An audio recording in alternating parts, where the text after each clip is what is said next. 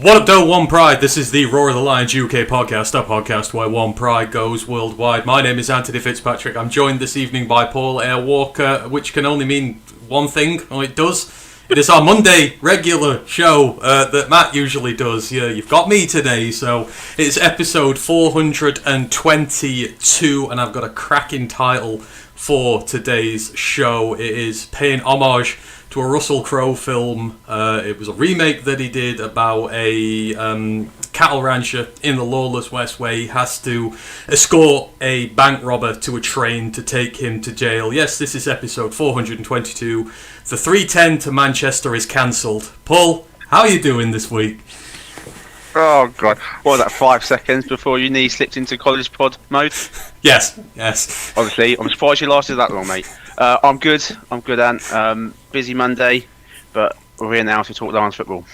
Exactly, and you know football season is back. Deshaun Watson has been named the quarterback of the Cleveland Browns. The 49ers owner has been done for solicitation. I mean, where would we be without our football season? Is this not just the best time of year when it's back? Yeah, as long as it's not happening to the Lions, I absolutely love it. I feel sorry for Brett in our Discord chat. Yes, we've had to confiscate his toaster off him just to make sure that he is all right, but we are looking after him. The news, all Browns fans feared that, yes, Deshaun Watson is going to be their quarterback for 2026, and the entire 2027 quarterback class in college now, Paul, in a group call going, which one of us is taking the fall at pick one to go to Cleveland? There will be some serious money changing hands to bribe someone to do that.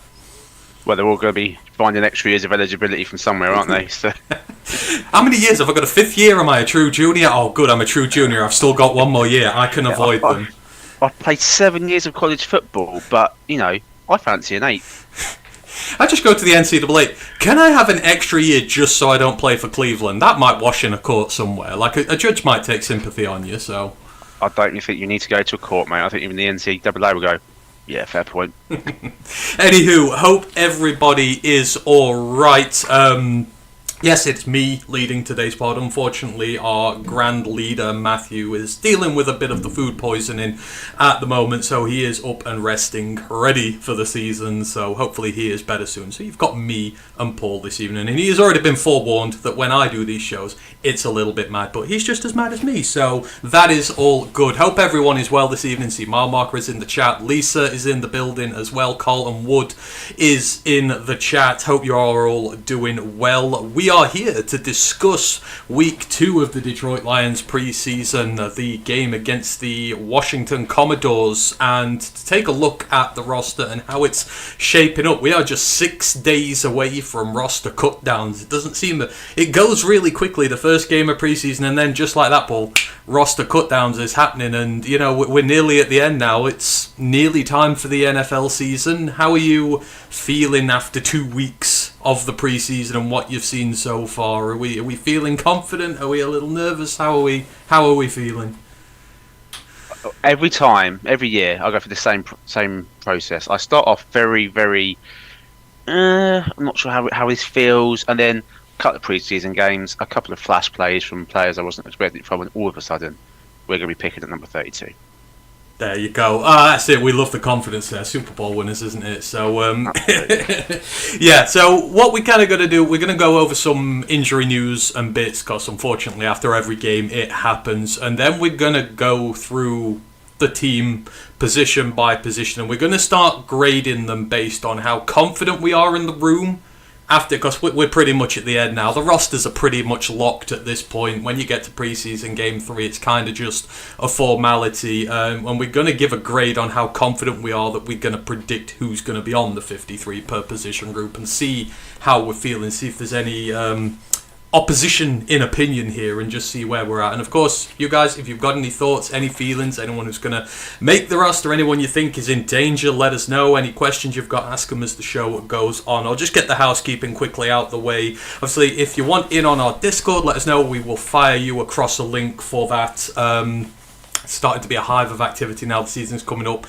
College Football Pod will be later on this week, myself and Ryan. It is week 0. So we've got football to talk about this week, and this is announcement Monday, where all the starting quarterbacks start getting announced for teams who were in quarterback battles. So there's a lot to go through. Some very interesting picks, some new guys we're going to see this year, some old faces, so we will go through all that there. Don't forget to like and subscribe to everything. We appreciate all of you who follow the channel and support us. We're part of Lions Nation Unite as well, so don't forget to support them.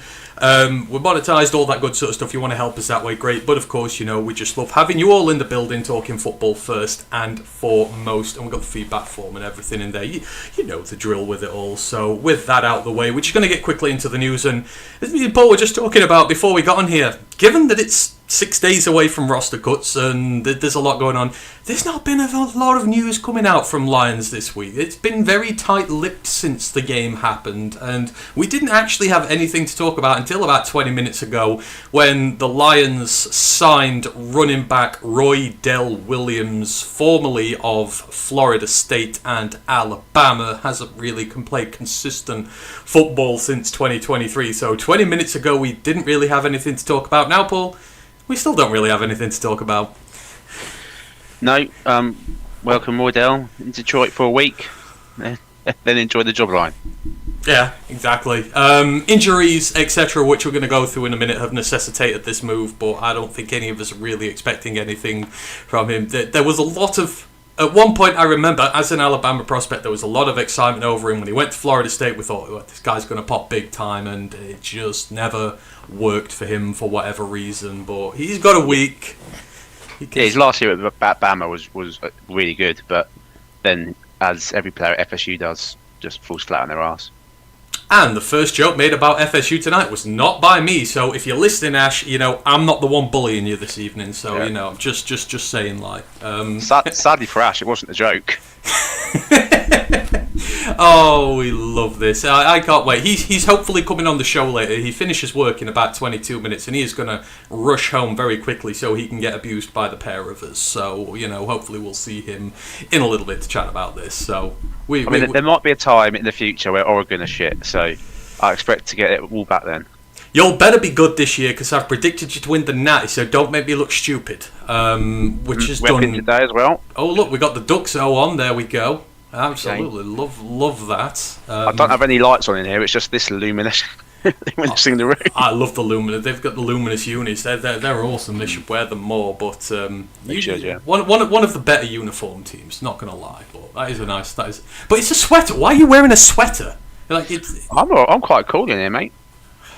We've just been in a drought, folks, and like he's wearing sweaters, so you know it is what it is. Comfy. Comfy. Right, let us go on and talk about the Washington game. So Lions win their first pre-season game 17-14 against the Commodores in what was a fairly decent game. And as I said, we're just going to go through how the Lions finished in terms of injuries first. So 4 injuries sustained in the game, and then we got some injuries to talk about which happened before the game last week. So in the game itself, running back Jabari Small went into concussion protocol, took a bit of a big hit, which was a shame because he'd started the game pretty well. There are no updates so far. I assume we'll hear about it the first time Dan comes to the podium, but as of now, he's in concussion protocol, which probably explains the Roydell Williams signing. Got the centre, Michael Nisa, with a knee injury. He went out the game after 1 solitary snaps. He was seen on crutches after the game. No updates so far, but it is not thought to be good. As is the prognosis for wide receiver Cedric Wilson, also with a knee injury. He left in the first half. Nothing has been confirmed yet, but Dan Campbell insinuated the injury is bad, presuming something that's, I would assume, season ending for him, given that he was looking at wide receiver 5 or 6 on this roster. Probably not going to come back from that. And then the safety Dan Jackson left with an undisclosed injury late in the second half. No updates so far as to what the issue is. I mean, it is all part and parcel of the game, Hall. You get injuries and knocks in pre-season, and you know it's a horrible thing to say, but we haven't lost any starters, anything like that. Guys on the periphery, but a couple of bad ones there. Probably expecting to see some of these guys be out soon. You never like any player to get injured, but it's a physical game. It's going to happen. I feel particularly bad for Wilson and Small, because I think they were competing for the last spot of their respective positions. But yeah, it's never nice to lose players for injury. You want as many players as you can to choose from. So, but as you say, no starters, and when you play your starters in pre-season, that's always a risk. So the bright side is that everyone we expect to see on most Sundays is fit and healthy, ready to go. Yeah, as is. As I say, when they update, we'll let you know. But nothing has been said on all four of them up to this point. In terms of injuries that were sustained after our last podcast, but before the game, running back Sione Varkey has been dealing with back spasms. It's supposedly a very minor injury. The team were not able to sort it out in time for the game, so they took caution. He is expected to practice this week, although that is valuable preseason reps missed for him. Thomas Harper has some form of undisclosed injury. Again, it's not thought to be very serious. It's picked up in practice. Probably going to see him again this week. But the one that's causing the intrigue, tight end Sam Laporta has a hip injury. Now, via Dan, he took a hit on the hip in training, and it is quote-unquote flared up. It's leading to him missing practices. Dan has said there are no long-term concerns, but he refused to rule out the possibility that this will affect his participation for the start of the season. And I try not to read into things, but again, when Dan was talking about this, he sounded very glum, and usually he tries to make light of this and sound enthusiastic, but I mean, this is a big thing on several fronts here, Paul. Because I mean, obviously he is due up for a contract. There was already worries about the back and how that back injury is going to sustain. The hip injury we've not been told a lot about, but obviously hip inflammation can lead some to think that maybe it's to do with his back issues as well, and the fact that he may not be healthy for the start of the season, which is still 3 weeks away at this point. Missing him for that initial stretch of games would be very damaging, and we're hoping he's going to be healthy, but it's not good for him given the amount of money we want to pay him, and he will probably be asking for to stack on another injury that may affect him missing time in a season to his back injury. It's not good for him. It's not good for us. It's not good for anyone really, other than the Saints week 1. Ireland. I think Dan recently has been overplaying injuries. I'm sure the K Mays situation. He said like playoffs, be back by playoffs. When every timeline we've heard since could be early season, like around the bye, he could be back. So I think he might be starting to overplay injuries, so he's not asked about them every week. Hopefully that's the case here, but it is worrying, it is concerning. Because we need him. Because me and you have had many discussions about that tight end room, mate, and it doesn't fill us with much hope at all. Even though I like Conklin, but since the Tickle Man's gone, I've got no hope. Varkey, I feel for him, but we know he's making the team. Like, they love him on special teams. But I'm at the point now where I need to see something on offense. I don't like carrying players. I value special teams, but I value special teams players who can, in a pinch, contribute on their respective side of the ball. I don't know if Varkey can do that at the minute. My understanding from what I've heard is that if it was a game day, a real game day, regular season game day, he could have gone, but they decided, obviously only pre-season, to hold him out. But Laporta concerning. Varkey, I just want to see something. I just want to see him with the ball in his hands. Even as a returner, I'll take that for now. I want to see him do something before the season. He needs reps. He needs reps. Like I think I put somewhere, I was writing something, or I was just prepping for one of these shows, and I think he's had something like 30 offensive reps in his NFL career, and no, that's not good. No. And he needs them. Like, practice is good, but you need the reps on the field. You've got to get the jury. It's like Ennis. You need body contact. You need to get your body ready for situations, and practice only does that so much. And it is annoying for him, especially with Sailors doing well. I mean, he's kind of caught a break that Small and Robichaux are both injured now, who are both performing well and could have caused some issues. But, you know, it's crazy to me that this position's so good. Like, Brad of Detroit still has Sailors as the fourth running back on team. I'm like, fourth? He could be second, the way he's playing. Like, if you're talking about earning a running back 2 spot, Jacob Sailors has earned running back 2. The other 2 are injured and have not. Yeah, like Sailors is a funny one where he might be on the roster as running back 4, but if they need a running back in a game, I'd almost certainly go to Sailors before Varkey. Yeah. You've got to at this point. Yeah, I think you do. With Laporta, now obviously, again, we don't know, but if theoretically the start of the season is in doubt, how much of the season does he miss till you seriously start wondering about that contract and what it's worth and whether, you know, it's good? Because there'll be a point where it's like, okay, we can't pay him top tight end of the league money if he's missing a lot. If he misses one game or something, fine, but how far would it go before you're like, okay, this is now a legitimate concern, the injury health? Well, that's a good question.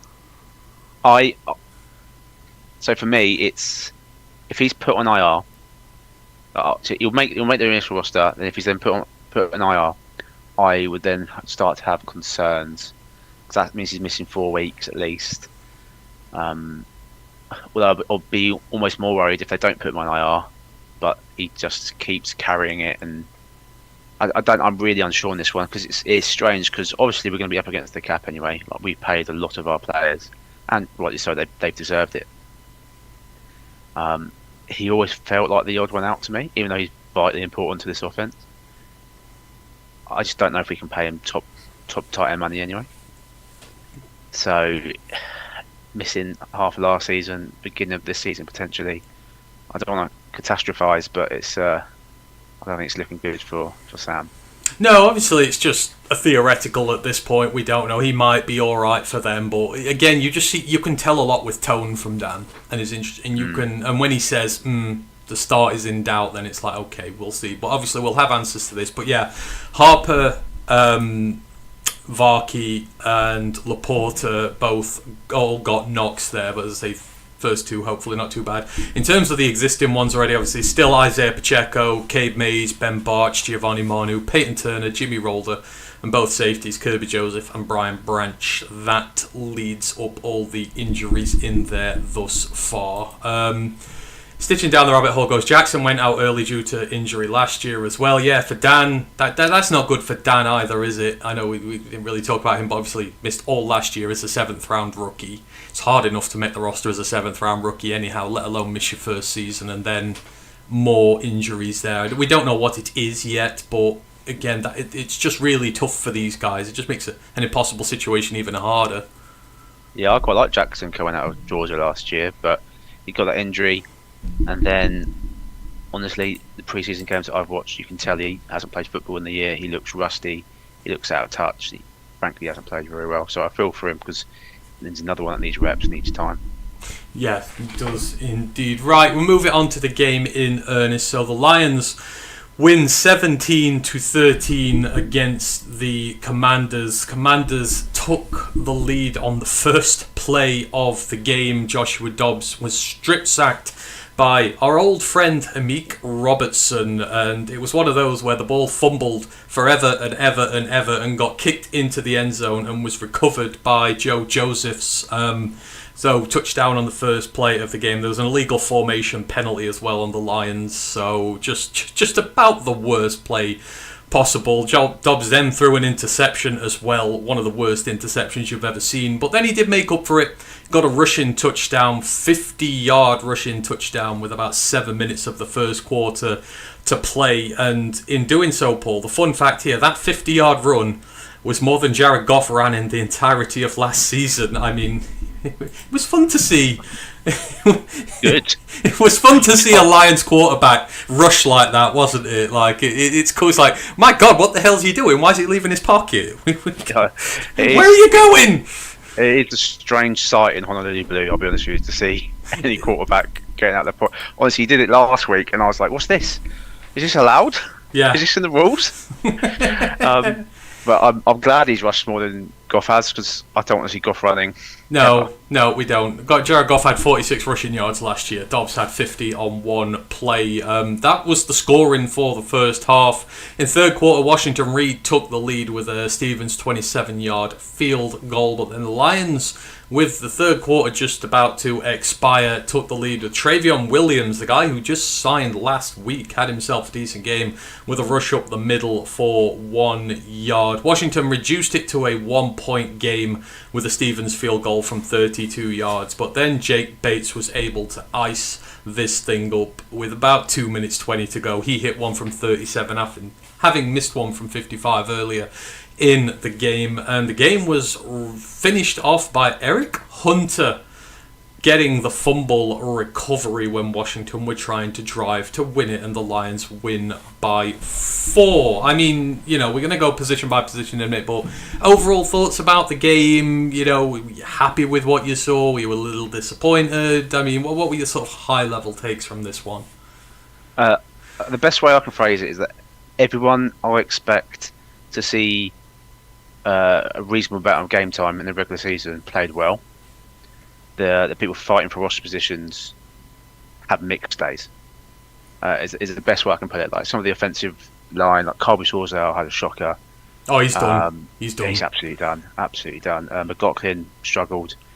That's just the offensive line. Fraser's up and down. You see some really good stuff from him. You see some absolutely abysmal stuff from him. Same with Boreham. Same with Priestley. But he should never be near the roster anyway.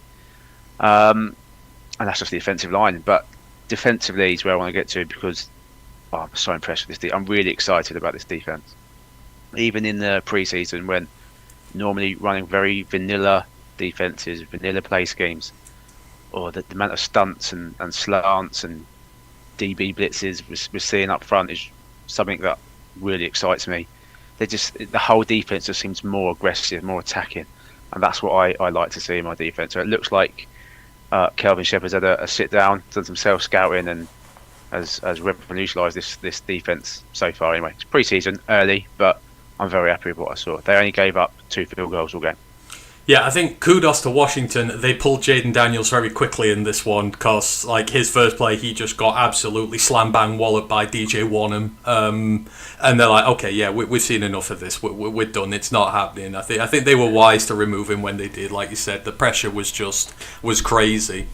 It's very smart of him as well not to let him get to 5 snaps. Otherwise, he'll have to sue himself. You can't say the F word on here. Oh, sorry. You can't say the F word on here. Sorry. 4+1.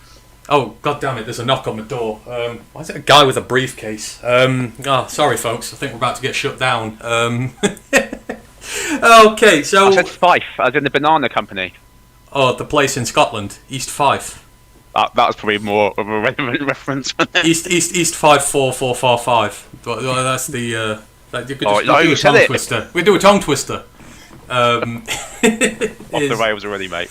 It is that there. Right, anywho, as I say, we're going to go, this is at a high level again, but we want to go through the team position by position, how the players did, and then, as I say, we're going to grade, after 2 weeks, our confidence in the room in general, and our confidence in predicting who's going to be on this roster, to see how much uncertainty there still is about guys potentially, and some rooms, some position battles, not knowing who is going. So we're going to start with the quarterbacks for this one. Obviously, Luke Altmaier, Joshua Dobbs both playing in this game. Josh Dobbs started it off for us. He overall went 7 of 12 for 74 yards and an interception, but he did get strip sacked by Amit Robertson as well, which led to the opening play touchdown.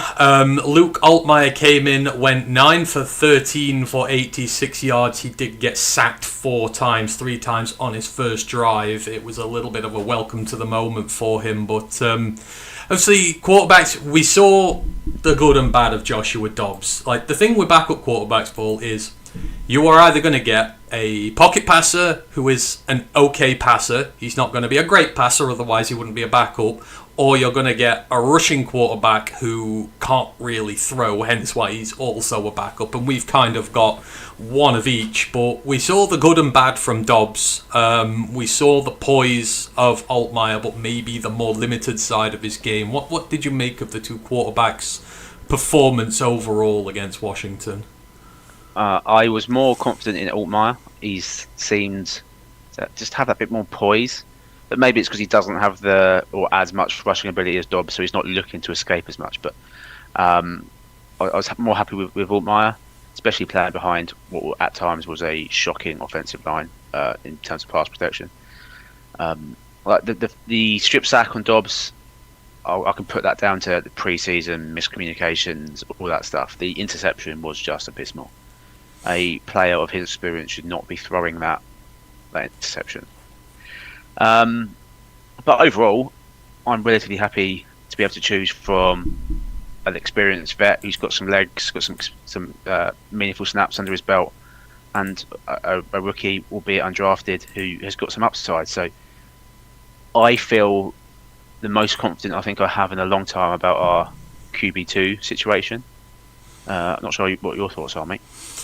I mean, I was saying this on the Q&A yesterday. It's all a pick your poison of what you want going forward here. Like, some people will want the guy who can replicate Goff's game better, right? Because if Goff goes down injured, you want someone who's a bit better in the pocket, a bit more accurate, as you mentioned, a bit more poise to him, which is what Luke Altmaier is. But then at the same point, there are some people like myself, you like variety in your attack as well, to have a guy who can rush, who you can bring in on 3rd and 1s, 4th and 1s, bring in that potential threat of the quarterback using his legs, which is something a little different to what you would normally get, is appealing. And like you saw, the 50-yard rush with him, that was a designed play for him to go scampering the way that he did. And obviously teams are not used to seeing us do that, but you lose the poise in the pocket, you lose the accuracy. It's a pick your poison really of what you want, and I'm still not entirely sure. But for me, Altmaier is exactly the same as Gotham. I don't know. I prefer variety in my game, whereas I think, but it's very much. I don't think there's a right answer here. I think it is an individual pick your poison type thing. You have a preference and you can run with it, and I think both answers can be right and wrong. Yeah, I think Petzing showed the ability to change up his play calling depending on who was under centre, because you're not calling a read option with Jared Goff or Luke Altmaier from 50 yards out. No. Maybe from the 2 to really catch them by surprise, but not from 50 yards. So he's shown the ability to alter his play calling. I've got a bit of a hot prediction here for the 53-man roster. I just want to hear it. Please, we are the place of hot takes. So I reckon the initial cut downs. So cut down is Sunday. On the Monday, only Jared Goff will be on the roster. Ooh, so you're going for? I believe then they will re-sign Josh Dobbs and Altmaier to the practice squad. But I think they might be doing one of those. We need to carry people over who are going on IR. So Josh, gentleman's agreement. We're going to cut you because you're a vested vet. You're not subject to waivers. We're going to sign you back tomorrow. And they try to get Luke through to the practice squad. Is my prediction, and I can't wait for the absolute meltdown on Lawrence Twitter when it happens. So your prediction is they just take one quarterback basically for the 53 then? For the initial cut down, they will sign Dobbs back the next day. Ooh, that's an interesting one. I thought you were going to go down the route of they're going to still go outside the building for one there, but no. Okay, that's interesting. I like that thought. But like you said, you do feel more confident here now, though. Like Dobbs is a vested vet, Altmaier's pushing him. It does feel like there's a legitimate competition there between them. And yeah, you say there was a lot of good to like in the game the other day. It's just the bad was very noticeable, but that is the life of a quarterback too. That's why the quarterbacks too, they do stupid stuff like that. So in terms of your confidence in the group as a whole, I want to see where we're at here. What is your confidence in the group in general of quarterbacks going into the season on a scale of 1 to 10? How happy are you with Goff and whoever's going to go in behind him? I'm a big Goff fan. I've said it before in this podcast. I don't think there's many quarterbacks in the NFL who play the actual position of quarterback in terms of pre-snap reads, post-snap reads, calling all the balls at the line of scrimmage. I don't think there's many 2 or 3 that do it better than Jared Goff. There's some that are more mobile, some are bigger arms, some can do some weird sidearm shit, right? But playing the actual position of quarterback, I think maybe only Stafford, off the top of my head, can actually do it better than him. So I'm very confident in Jared Goff, and as I've already said, I think this backup situation is the best we've had in years. Probably not the best in the league, but it's the best we've had in years. So I'm going to go for a 9. Going to go for a 9. And then your confidence in predicting the players in said group. So are you confident that, you know, it's going to happen the way you are? There's no one else coming in the building. It's going to be one of those two. So, I mean, I'm not overly confident that my scenario of only Goff will come. You've got to show confidence. You've got to back. I'm walking back from when I'm wrong now. But I am confident that going into week 1, our quarterback room will be Jared Goff, Dobbs, and then Altmaier will be on the practice squad. So we're going to say we're sort of a straight out 10. We're confident we know what's going on there. That is fine. I'm kind of in the same realm as you. I would put mine, I'd say about 8 for my confidence in the group, and most of that is behind Jared there. I still maintain some uncertainty. I still think they might have a little look-see, because it all depends at the end of the day who gets cut from other rosters. Like, we might just be blindsided by someone who's let go there. So I'm not fully confident to say it's just yet. So I'm going to put it at an 8, I reckon. I've got 8 and 8. So there's just a little bit of doubt there on, but I'm just leaving a little bit of room for manoeuvre. But obviously QB2 is not... they change all the time, so... I mean, we were talking pre-show about how Kadek Manis looked like prime Aaron Rodgers against us at times. So maybe they... Don't you dare! Don't, no. Would you sign Nathan Elliott Manis if he was cut? No. I would not sign Nathan Elliott Manis if he was cut. I'll give him his flowers later when we talk about the secondary, because I've been very mean to him over the years, but, you know, rightly so. I just want to see Matt and Ash try and figure out how to pronounce it again. Oh, I love it. It's one of those that just rolls off the tongue. As an actual linguistical name, Athan Elliott Manis, it sounds perfect. It's a great name. That's why I really wanted him to succeed back when he was at Minnesota, and he was just, oh god, he was terrible. Like, he threw probably more in that game against us the other day than he did in his entire Minnesota career. Like, everything was a screen or a 2-yard pass and an interception, because he was useless. Mile Marker will remember him very well, our resident gopher in the chat, so... But, yeah, well, I will give... They're going to be good this year, Gophers. They're going to be very good this year. I got him making the playoffs. That was my hot take. That he was doing that there. So, in fact, okay, we'll do this. We'll do the Lions position. We'll do the same with the Commanders as we go along, give them their flowers in the game. Obviously, Jaden Daniels only attempted 1 pass. That was it. I think Elliott Manis, he went 11 of 14. That's nearly 80% on his completion rate there for 162 yards. Sam Hartman also saw time as well. He went 9 of 11.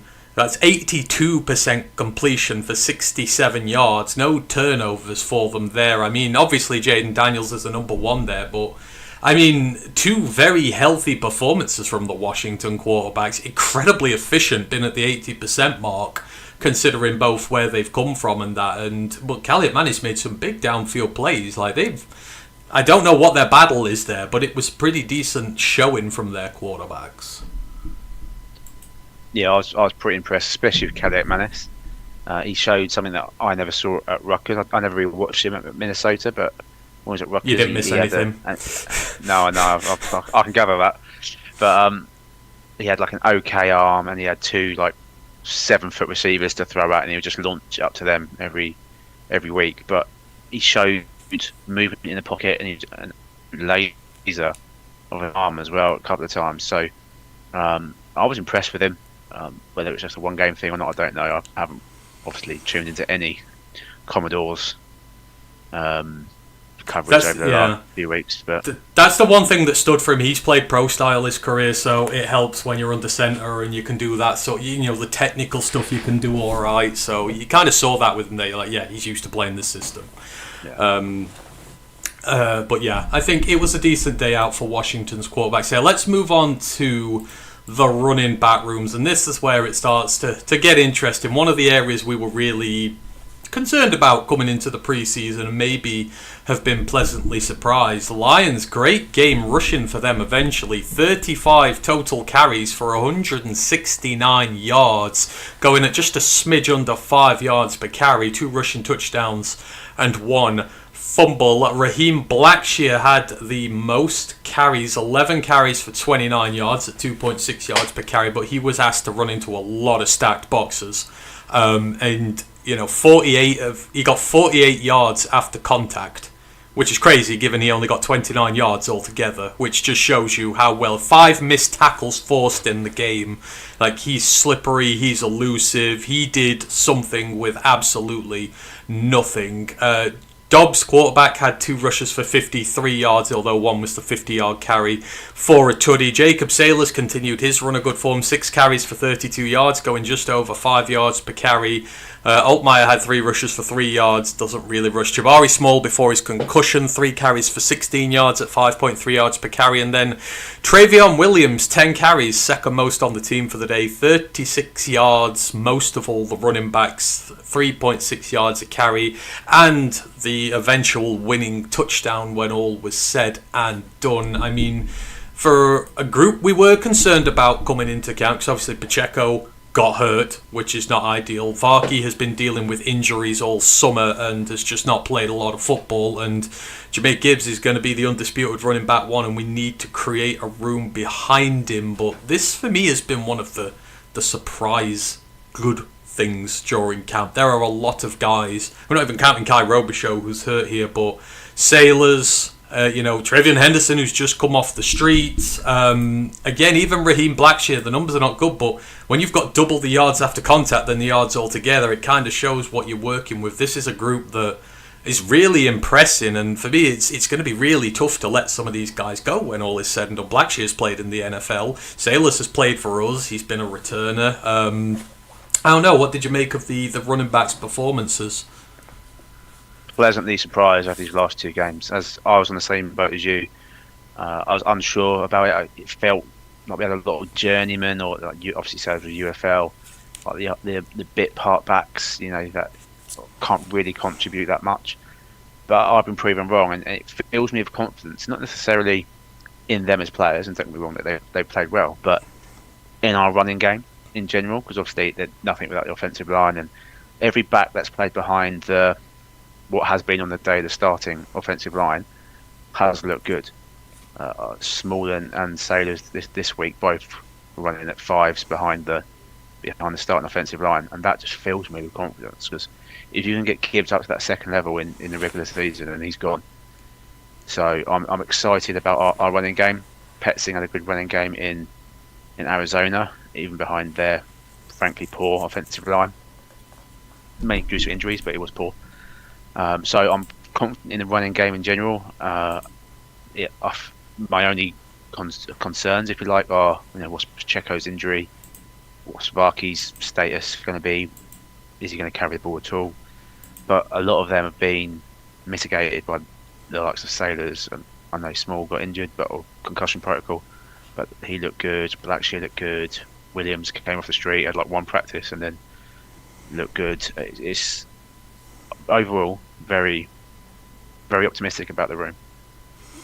Yeah, and like you said, Petzing, he seemed to find the weaknesses in here, and he really exposed it. When you look at the rushing totals here, past the right end, 3 carries for 17 yards, nearly 6 yards ago. Past the right tackle, 3 carries for 24 yards, 8 yards a carry. The right guard, 3 for 16, over 5. They really found a way, especially when Ratledge and Miller were out there.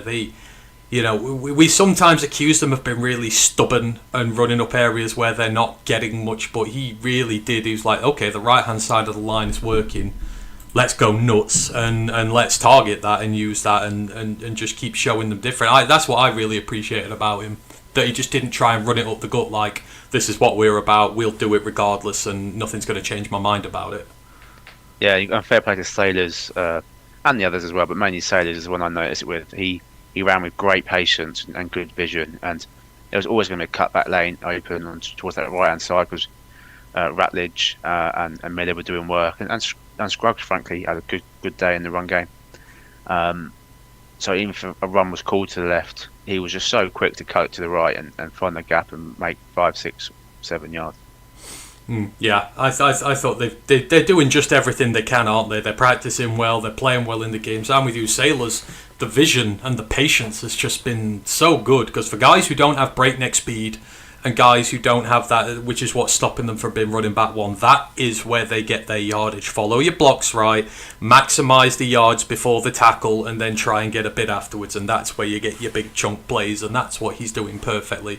And Blackshear, I remember him from his Carolina days, like, he is so slippery, so hard to bring down. Like, to have this battle at the back end of your roster it was needed, given our main backups are both injured. Yeah, we're going to see some of these players rushing well on other teams this year. We are, indeed. So, with just one more game to go, this feels like the room where there is still something that can be decided and it's not done yet, especially with the two who are obviously hurt right now. But, with 1 week left to go, what is your confidence in our group of running backs as it stands, the way they've been performing? Where are you at with them? So it's tricky because only 2 of the projected top 4 have played. Well, they haven't actually. Only one has. Gibbs hasn't either, but I've obviously got unlimited confidence in him. So yeah. So only Sailors has played. So if you tell me now that it's Gibbs, Pacheco, Varkey, Sailors, then I'm probably at like a 7. Okay. But that's just because I'm unsure about Varkey and I'm unsure about Pacheco's injury. Yeah. If you tell me it's Jabari Small back from concussion protocol or Williams instead of Pacheco, it probably goes up to like a 7.5 because I've seen him do it this preseason. I know Varkey's making the team, whether I like it or not, but so it's probably about 7.5. We'll do 7 for now. We may not do halves there. It's a pain in the arse for me. But so okay, what is your? So you think it's just going to be 4? They take. They're not going to take 5.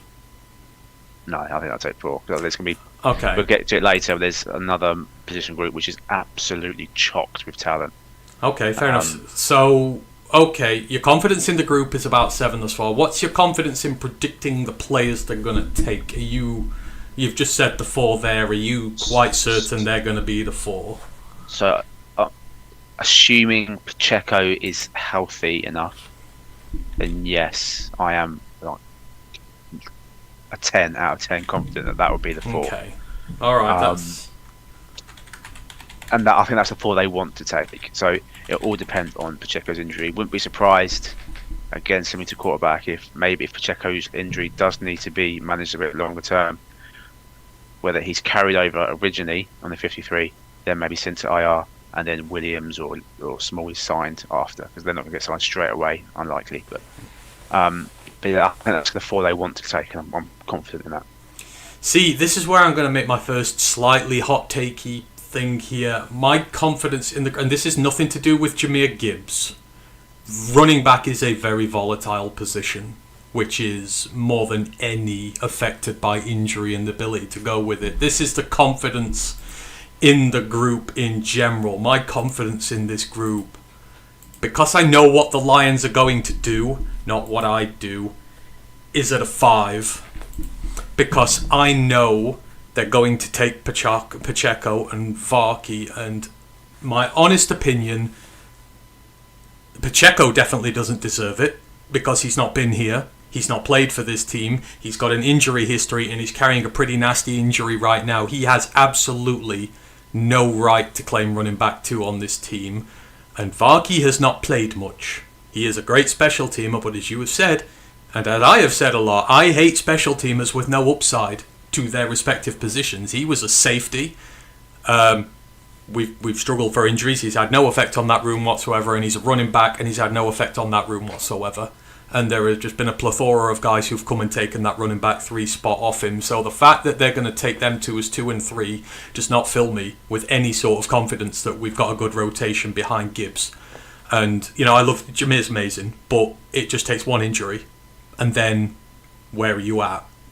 If it's me, I would be looking at Small, providing the concussion's not too bad, Sailors.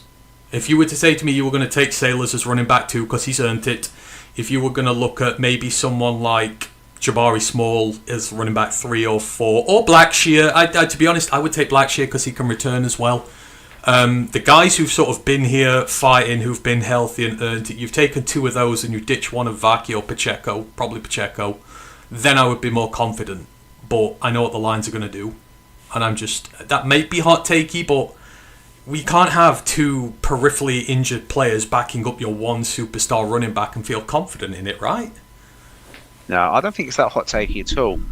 I think as I say, slightly hot takey, but yeah, I think a lot of people have realised that Pacheco's the one that risk it, because I think you've got to take Sailors, because he's been our best offensive weapon all pre-season, and he was good on returning for us last year. He knows the system, he knows the guys. I think he's got to go. Varky's going because of special teams. Yeah. No matter what me and you say, mate, he's going because of special teams. If he goes as running back 4, fine. I don't mind that. That's acceptable. He gives you a little bit of upside. Yeah, so I think, as we mentioned before, I think he might end up being like listed as running back 3, but in reality, he's running back 4. He'll be the 4th running back to see the field on offensive snaps.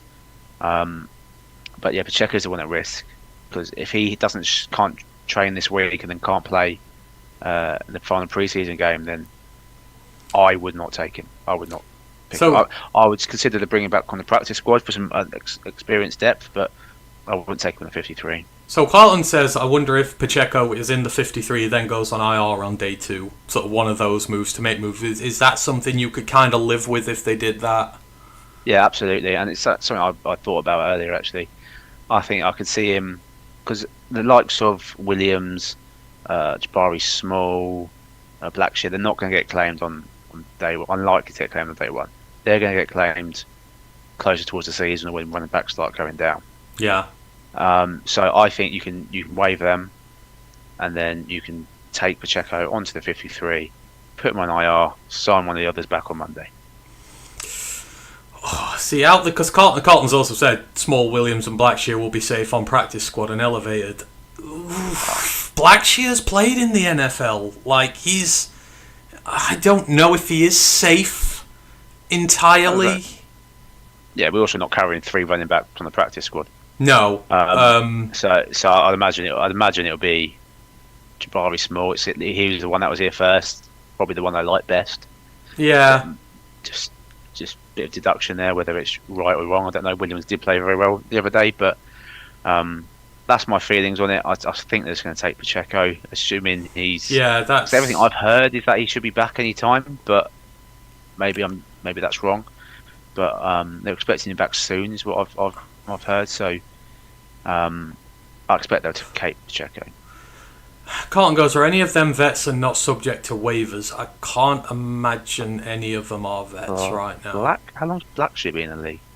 Blackshear was on the Carolina team that twonked us when we had that playoff in year 2 of Dan. You know, when we just missed out on the playoffs last game. Yeah, so that's 4 or 5 years ago. So he might be. But to be a vet, do you have to have played? Don't you have to have played so much in a season?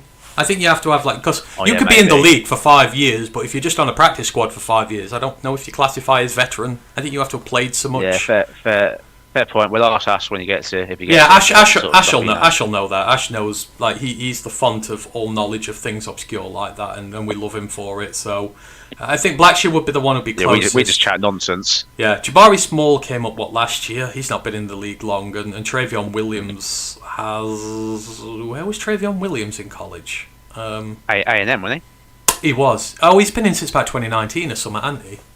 I think he's been in the league a while. I think he's been in the league a while. Yeah, those two. Maybe not that long, but 22, something like that, I think. But yeah, okay. But I don't know if any of them are protected under that thing. I don't think they've played enough, but we'll check. But yeah, overall, I think we know who's going. We might not agree with it, but you know, for me, I just ride the hot hand with running backs. You know, if you're going to be injured, then you're going to be injured and not take them.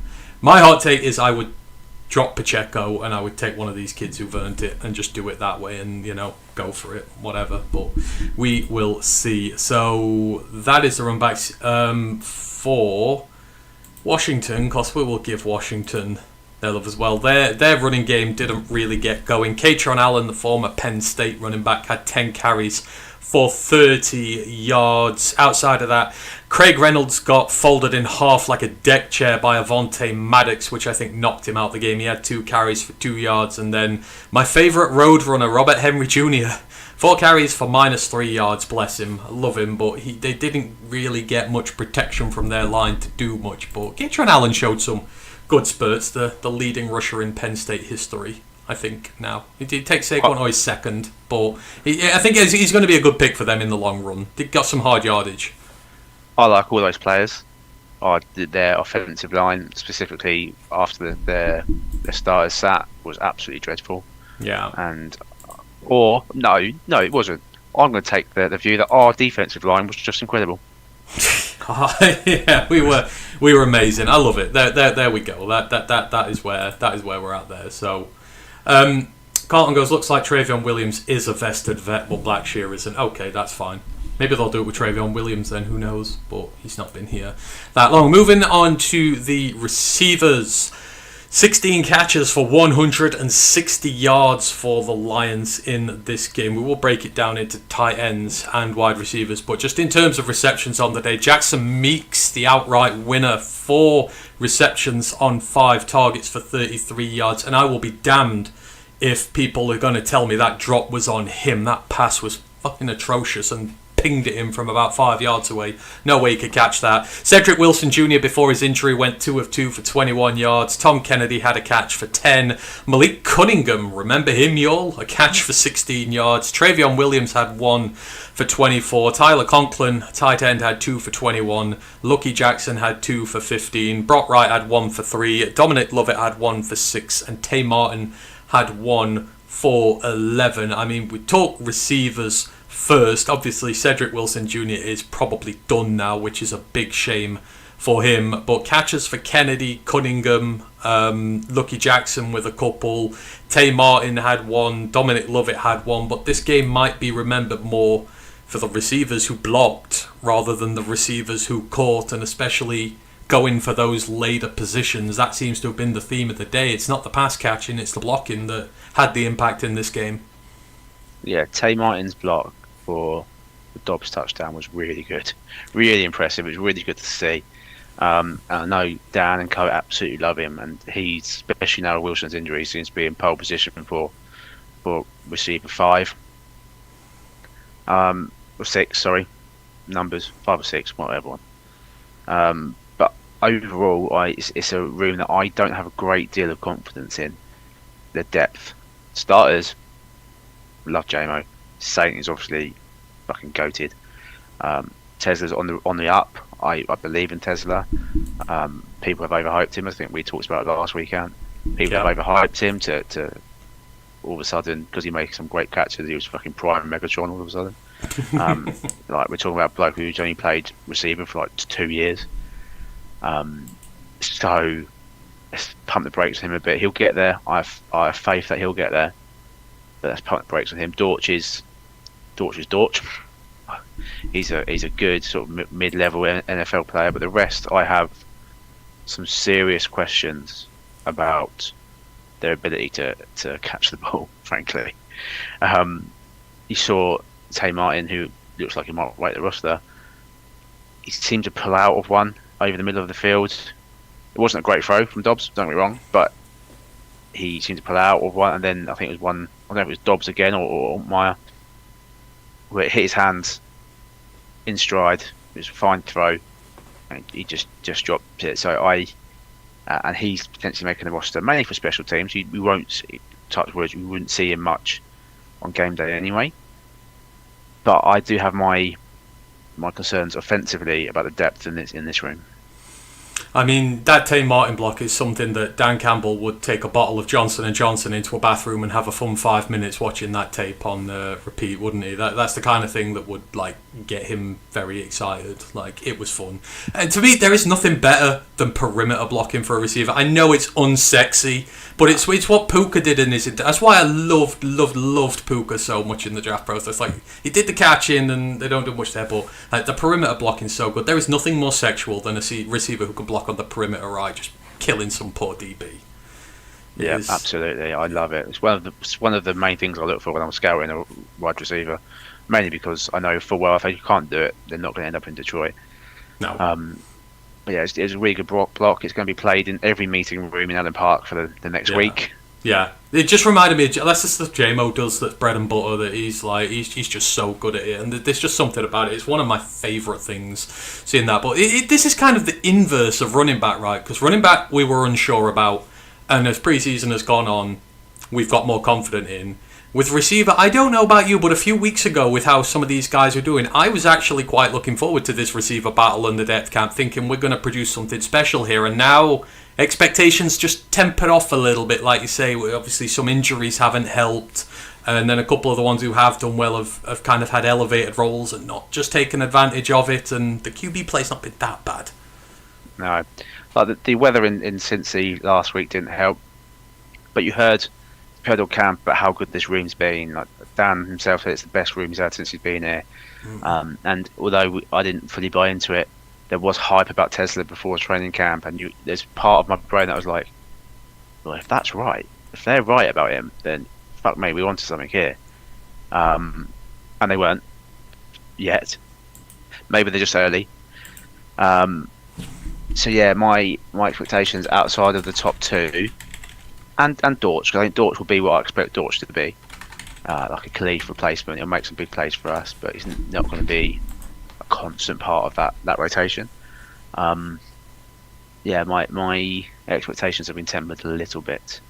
So, overall, going into the last week, what is your confidence in the group as a whole? Because as we've said, like, we're arguing about depth players here who are going to do special teams and a little bit here, but the top is pretty solid. How confident are you in the group as a whole? It's very similar to me, the running backs, because the top talent, brilliant. Behind that, I have questions. So I'm probably going to go. I'd have slightly more questions with wide receivers because we haven't seen it in pre-season. Running backs, as we've discussed, we've seen. So I'll probably go. What did I go? I went 7 for running back, didn't I? Yeah. I'll go 6. You have 6 for your confidence in the group as a whole. This is not knocking JMO or Amon. This is the group as a whole. They are. Yeah. They could both go for I expect them to go for well over 1,000 yards. It's just, again, with one injury away. Yeah. From seeing Tesla, who is not proven at the minute and struggling out there all the time, or seeing Tay Martin out there. So that's where my concern is. Yeah, no, I agree with you exactly there. If you're just talking about JMO and Amon-Ra, best receiver duo in the league, come at me, Bengals fans. You're fucking wrong. And your confidence in predicting the players in this group. Now, obviously, I think we know the top 4. Well, we do know what the top 4 is. Let's not be honest about this, but what's your confidence in predicting who else is going with them, or is this still just wide open? I need someone to take the Colts game by the scruff of the neck and dominate until I'm ready to make a decision. So, I think I know what they're going to do. Would I do the same thing? I'm not sure, because I'm still looking for that receiving threat. And I think if he hadn't got injured, I think my personal pick would have been Wilson, but I think they're going to take Tay Martin. And I think they're going to stick to start with 5 receivers. Sorry, I can't say that. With 4 receivers and another one on the roster. We're gonna have to come up with like a code word, aren't we? Like a safe word for that particular number. Should we say it, as we go into Munich? Should we say it in German? Fumpf. Yeah, fumpf. Yeah, there's my GCSE German coming into taking fumpf. Into use. Yeah, that's my. No, I have Rammstein to thank for that, so, right, so my confidence. So what is your confidence overall in predicting the players? Are you what are you at 10 on predicting who's going? An 8. You're going an 8. There is a chance they might take a 6. But I think with Wilson's injury now, I think they're going to stick with the 5 to start with. So I'm with you. I have concerns about, again, this is about the group as a whole, not about our top playmakers. This year, Amon-Ra and JMO are great. Tesla is not ready to be wide receiver 3 yet, and that's fine. Like, that's where he's at. I wouldn't expect him to be at this point in his development, and obviously Dortch has limitations given his size and that. So you lose one or two of your top dogs, then you are in a little bit of bother. I would go 7 though, because Tesla does have the potential to fit in sooner rather than later, and Dorch can be serviceable, but I am a little disappointed in what the depth has done so far. In terms of predicting who they're going to take, I mean, this is low for me. In terms of the back end ones, I'm probably going to go with 7 as well. I'm not sure. I think we're going to need to see the last game, and I think someone's really going to need to stick a statement out in there for that one. So we will see. And then kind of just moving straight on into this discussion, the tight ends, because obviously the tight ends have receiving complications as well. And the best receiver on the day, the converted tight end, Jackson Meeks, 4 of 5 for 33. He got pinged with a drop. I refuse to call his drop a drop because it wasn't. It was a fucking horrible pass that was absolutely, banjaxed in his direction. And it was a very tough catch to be made there. Tyler Conklin obviously had 2 for 2 for 21, moved the chains reasonably well. And then when it came to you block him, Brock Wright blocked at a 66. Zach Horton took quite a few blocking reps for him at a 63. Conklin graded at a 53. We know he can't run block to save his life. And then Thomas Gordon at a 59. And then receiver-wise, where is he? In fact, no, there were no blocking reps for Jackson Meeks, so he's not been used in that aspect of the game just yet. But certainly, we wouldn't. Well, I don't know about you. I'm not going to speak for you. I really am not enamoured with the tight end room. I hate it, given that our star is habitually injured right now. I think people overhype Brock Wright, and I think Tyler Conklin's a one-trick pony as a receiver, and we kind of need a blocker in there, but I mean, Jackson Meeks has come to party now. I know he can obviously do the receiver bit, the tight end bit, but that throws a spanner in the works, right? For someone like Conklin, whose ability is catching, to now have the new kid on the block who's looking pretty decent. Like, this was much needed for the room, but I still think there's a ton up in the air about these guys right now, and I'm still not comfy with it. The thing that Meeks has got going in his favour massively over Conklin is the work he does on special teams. Like, we all saw the fumble at the end of the game, forced by Meeks. But there was other plays on kickoffs where he was in there on the tackle, making plays on the special teams, where Conklin can't do that. Or I haven't seen him do that. I think there's a chance they take 4 here. But, yes, I'm with you, mate. Like Brock Wright used to be good for like one big play-action pass a year. I know he was injured last year, but I was impressed with his receiving ability. His blocking took a step back last year. Conklin can't block. We knew that coming in. We knew he was going to be a receiving threat. And I'm fine to have those players in the room. But I think this team, and listen, who am I to judge or to argue with them, but I think they are overestimating Wright's blocking ability. I have serious questions with this room, especially since Kitzelman got injured. Obviously, I'm the leader of his fan club. Yeah, it was kind of the promising youngsters kind of were taken out the equation pretty early with it, which is saying. But I'm with you. Even like my nemesis PFF agrees with me. They've never rated Brock Wright as a blocker, and like you're listening to TJ Lang talk about him on the broadcast, like he's an excellent blocker and stuff. And I'm like, come again? Who've you been watching? Like, for me, he's like a tight end 4 who you need to come in and do a serviceable job. Like, he's number 4. He's not your number 2. He's your number 4. Your 2 has to have upside as a blocker. Tyler Conklin is not it for a blocker. Brock Wright is not it for a blocker. I don't think Jackson Meeks is going to be it for a blocker. I think I take him as my pass catcher.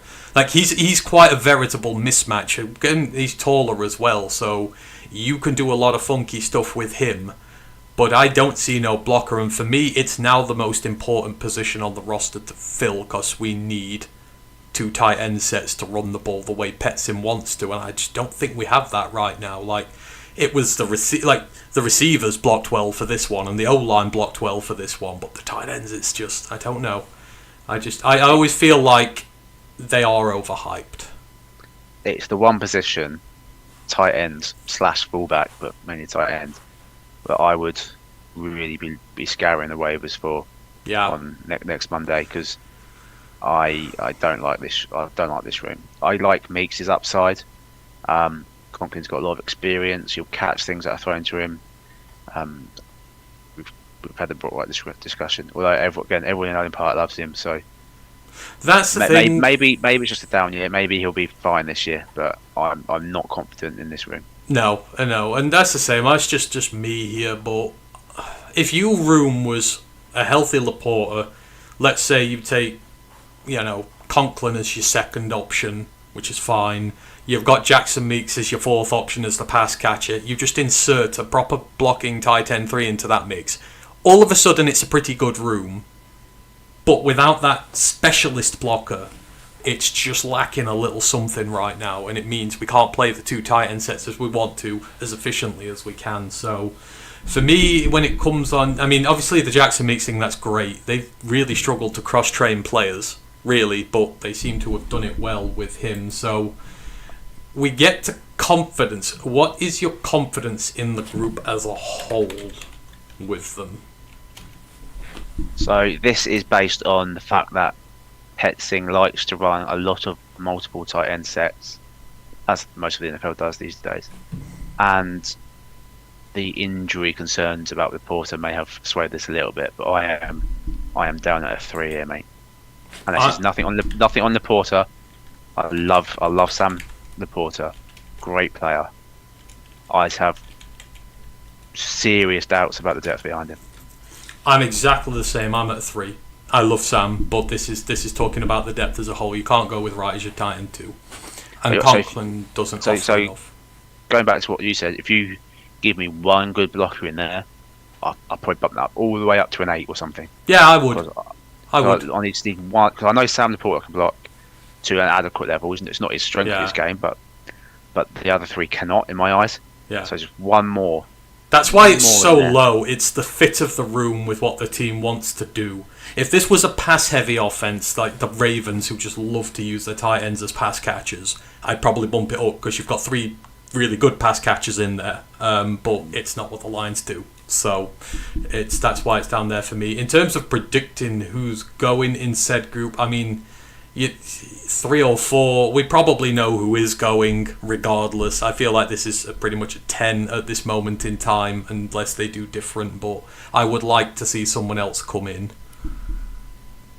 I'm probably at an 8, just because I'm not sure whether they'll take 3 or 4. Yeah. I think they'll take 4, because I think they love Meeks, and fair play to him, because I was really unsure when they announced they were moving him to tight end. But, he seems to have taken it in his stride, so fair play to the lad. But I think they'll take, obviously, the 4 we've talked about. I can't see Thomas Gordon, although I thought he played quite well the other day, blocking wise. Or Gordon Thomas, whatever his name is. Thomas Gordon, isn't it? It's 2 first Thomas names, Gordon. Thomas Gordon. It's all right. You can just say that you're using it, formally. So using the first name second name first. I can't see Horton making the team. They've already cut him once this camp, so yeah. Pod didn't think much of his chances either. I've got it at 7 because I would like room to be made for someone else. I mean, the other thing that stands out for Jackson Meeks is if you're struggling for receivers, you can take him as your bottom of the depth tight end and receiver. Like he covers 2 needs in one. Yeah, he could be tight end 4, wide receiver 6 type thing, which add value to his game. That with the special teams. I think I made the call in the Discord the other day. I think he's making the team. I think he will, because he offers you 2 areas where you're just a little bit unsure about your depth. If you're going to have a guy who can do 2, that just exponentially puts the thing up. So yeah, I think he's going to make it for sure. Right, and then finishing off the offense, we move on to the offensive line and its performance. Now, again, it's always very, very tough to fathom who's going to do well in this game. So, left tackle in this game, Miles Frazier played there for 27 snaps, Devon Cochran played 26, and Larry Borum played 15. Both Frazier and Borum gave up QB hurries, but no sacks or hits. Cochran had a clean game, graded at an 85 in pass blocking, 71 in run blocking. At your left guard, Mason Miller The right tackle played 53 snaps there. He played pretty much the entire game after Christian Mahogany's initial 15 snaps. Neither one of them gave up a single pressure. Mahogany in his 15 graded at an 81 as a pass blocker. Mason Miller graded at 87. Didn't give up a single pressure whatsoever on the quarterback, though the run blocking was graded at 47, but it's PFF, so it is what it is. At centre, Seth McLaughlin took pretty much all the reps after Juice Scruggs. Nisa had that one rep before he got hurt. Scruggs played 15. McLaughlin played 52. He got penalised twice and gave up a sack on the quarterback and some pressures as well. Scruggs was clean for the most part. At right guard, Melvin Priestley played 37 snaps there, the most used player, graded at 32 as a pass blocker and 58 as a run blocker, although he only gave up one hurry. 16 snaps for Frazier, who played a bit of left tackle and right guard, and 15 snaps to start off for Tate Ratledge. Tate Ratledge absolutely getting dominated from start to finish in his little revenue there. And then at right tackle, Colby Sorsdale, 47 reps. Blake Miller, 15. Blake got pinged bad by PFF, 27 for his pass blocking. He gave up a quarterback hurry and just 55 for his run blocking. Colby Sorsdale gave up a sack, a quarterback hit, and a quarterback hurry. And Miles Frazier played 6 snaps as well there, and he got penalised once and gave up a pressure off the edge. So played 3 different positions. I mean, it's very tough, Paul, to grade offensive line play in the offseason, but yeah, put up 170 yards on the ground. Some of the run blocking was good, some of the pass blocking left a little bit to be desired, and as we mentioned, some players in this group have definitely played their way off the roster. Yeah, it's a mixed bag on the offensive line. Side note quickly, I would love to sit down with someone from PFF as they grade the game, because I didn't think Miller was as good as he was.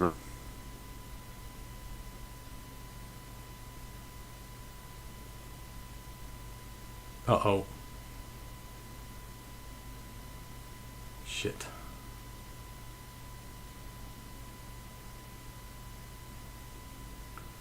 Oh, I lost signal.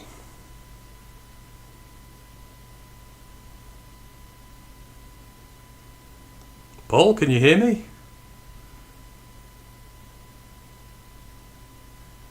Have I lost my signal? Have we lost the stream? Everybody, is the stream still going? I'm not sure here. Can everyone still hear me? My internet is still showing as going, but I've seemed to have lost Paul. No, I've lost Paul. Oh, have we got Paul back? Oh God, I thought the stream had died then.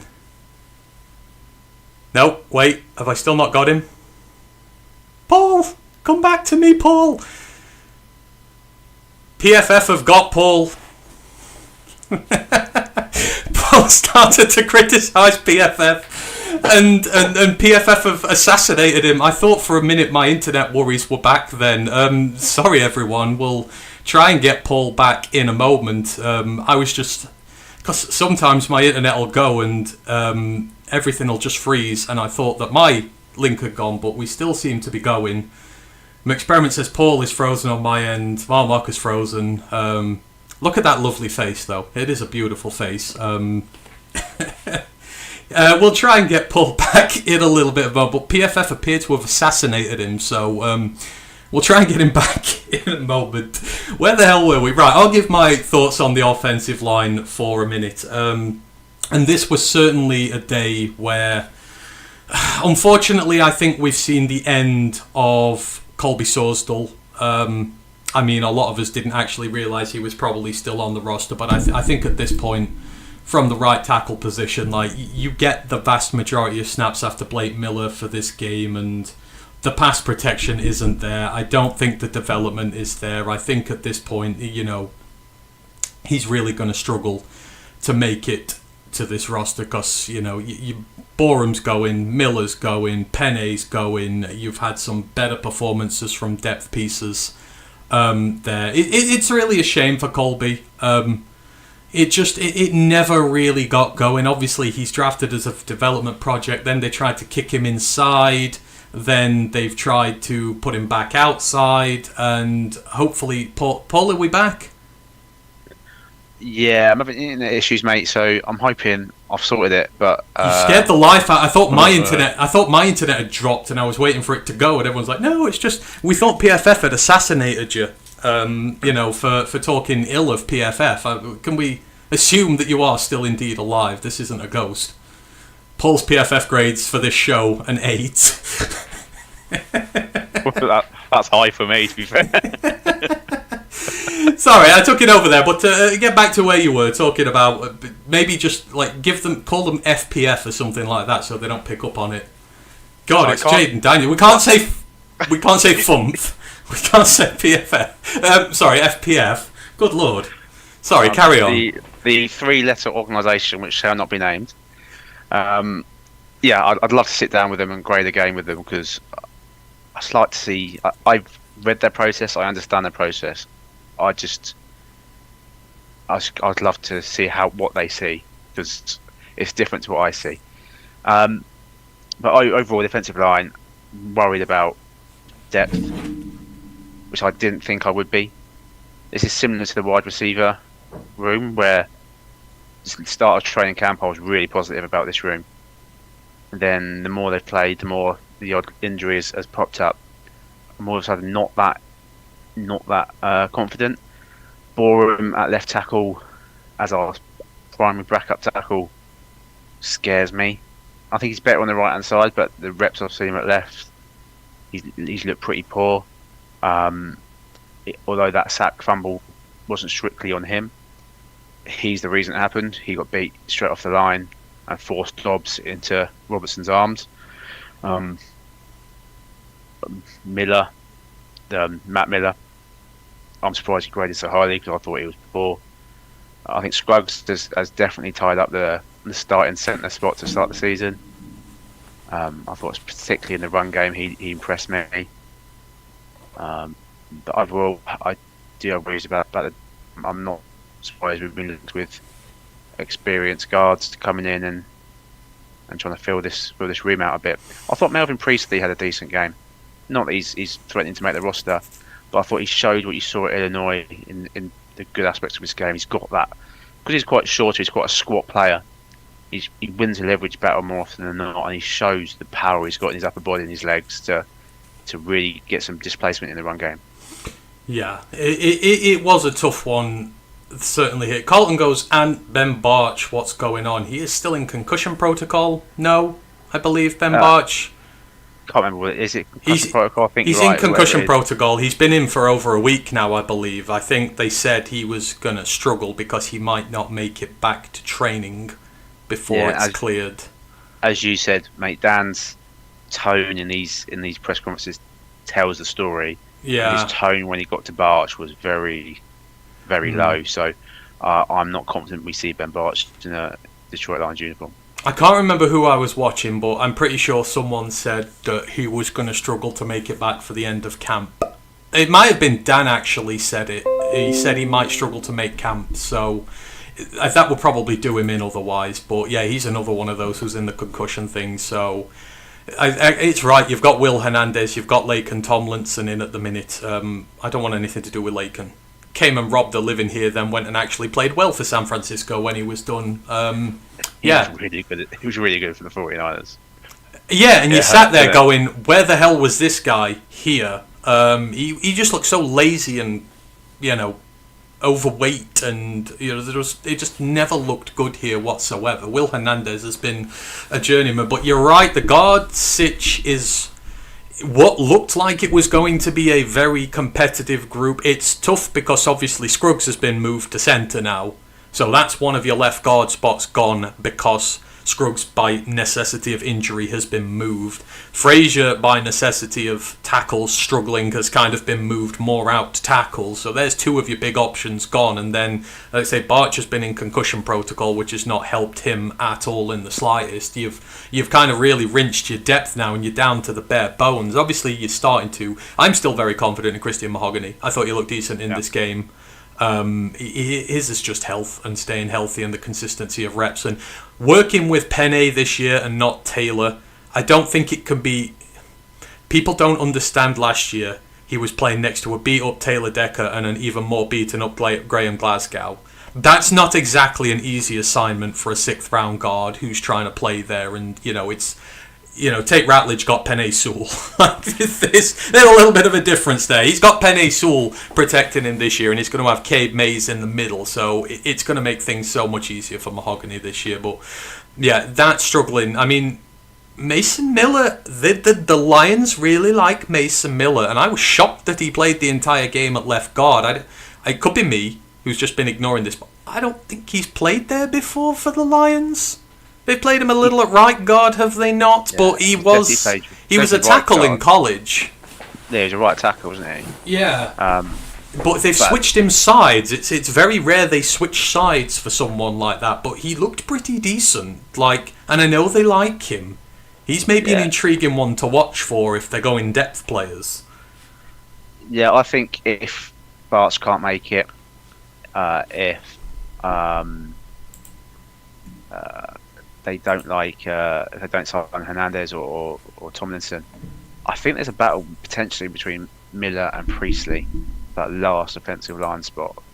But they want to take 9 or 10, so you've got your starting 5. They'll take Boreham, they'll take Fraser just because he's got versatility. They'll take Scruggs, and they'll take McLaughlin.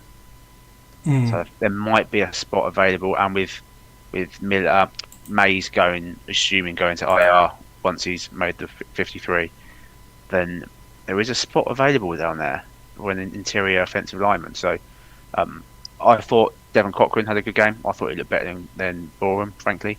Yeah. Fair play to Boreham. Cochran was playing against the 2s and 3s, so but he did look better than him to me. I feel like Devon Cochran would be good to have on the practice squad, because he's been around the league 3 or 4 years now. And I don't think anyone's going to be free to nick him. And I mean, he played well at tackle in this one. He had a good showing at left. So if something goes wrong with your tackle 4 or whatnot, then he's a good option to have there. So there are some intriguing ones, and then obviously centre.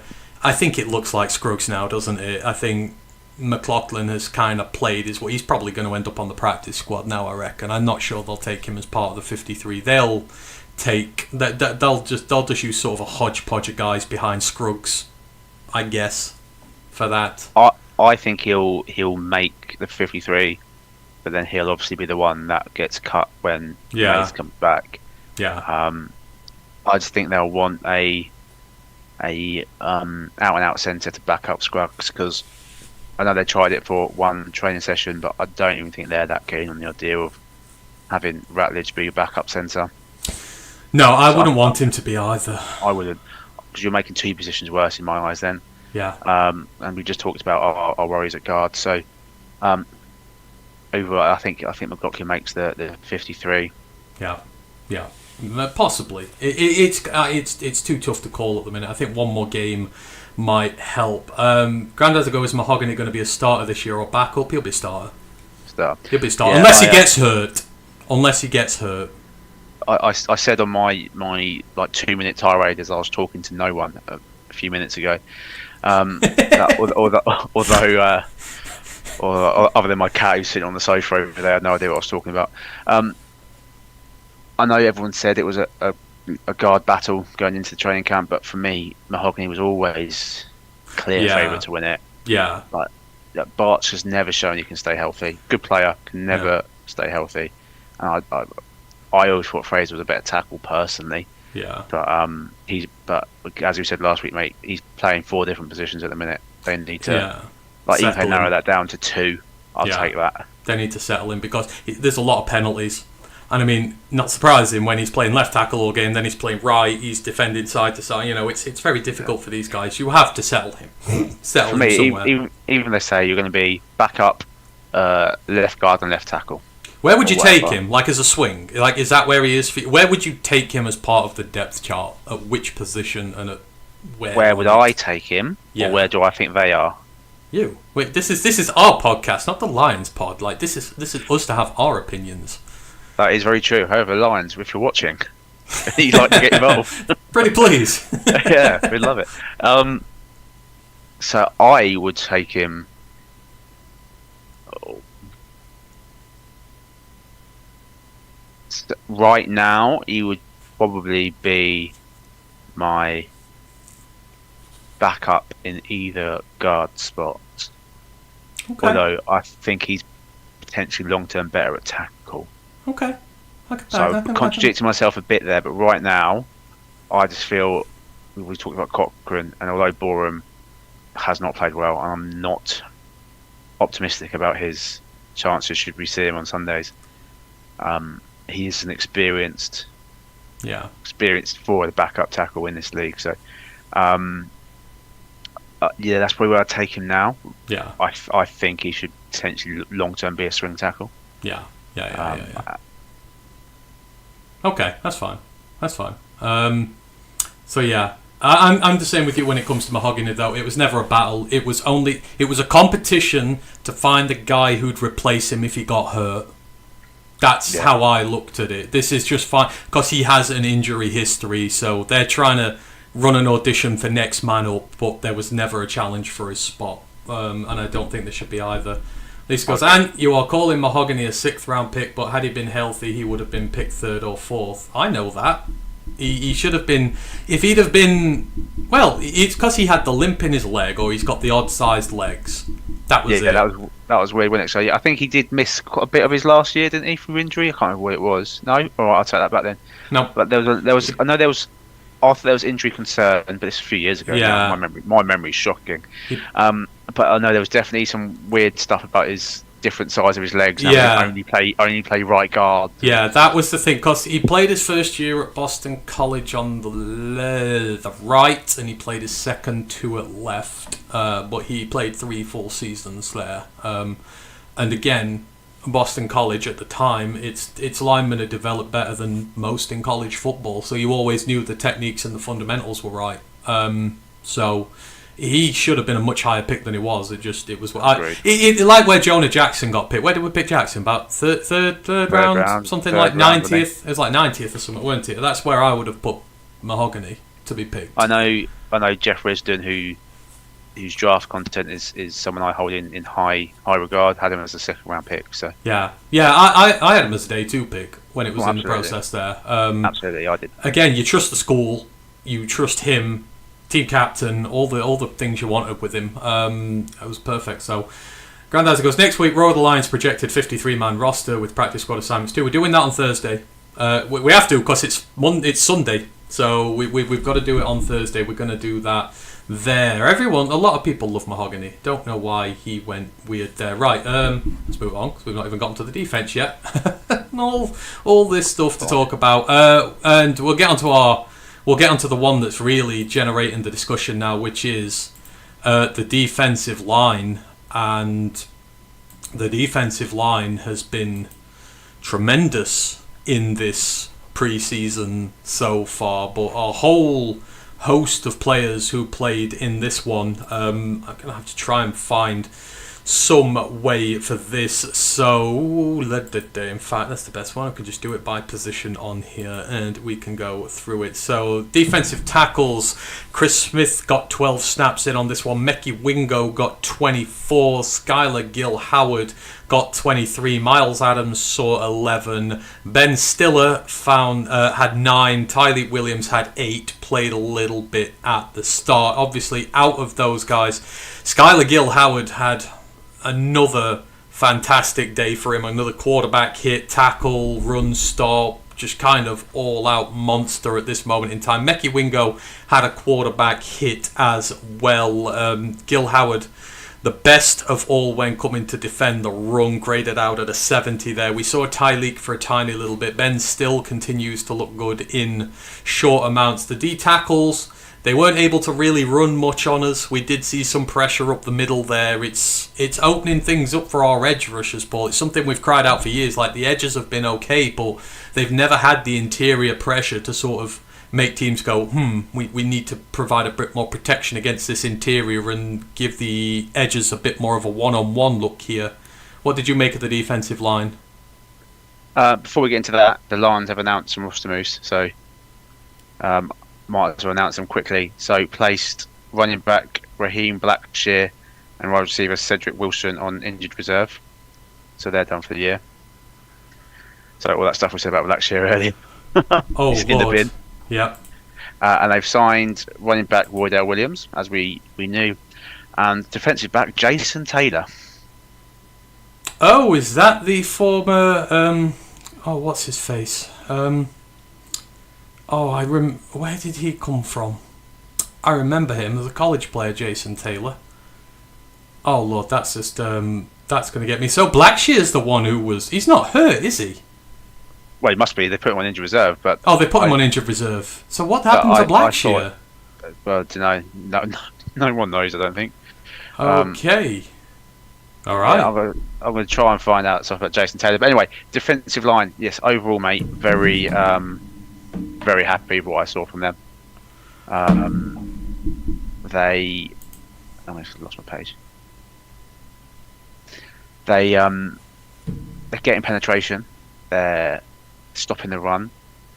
Obviously, not all against first team offensive lines, but both Cincinnati and Washington had their starters out there for at least a drive. So I'm very, very excited about what this defensive line can be this year. We're seeing more slants, more stunts, a bit more gamesmanship up there, which is allowing the likes of everyone's favourite at the minute, Skylar Gill-Howard, to run absolutely riot and get in the backfield and make plays. And yeah, I'm excited. And it's going to be a tough room to pick the final contingent of.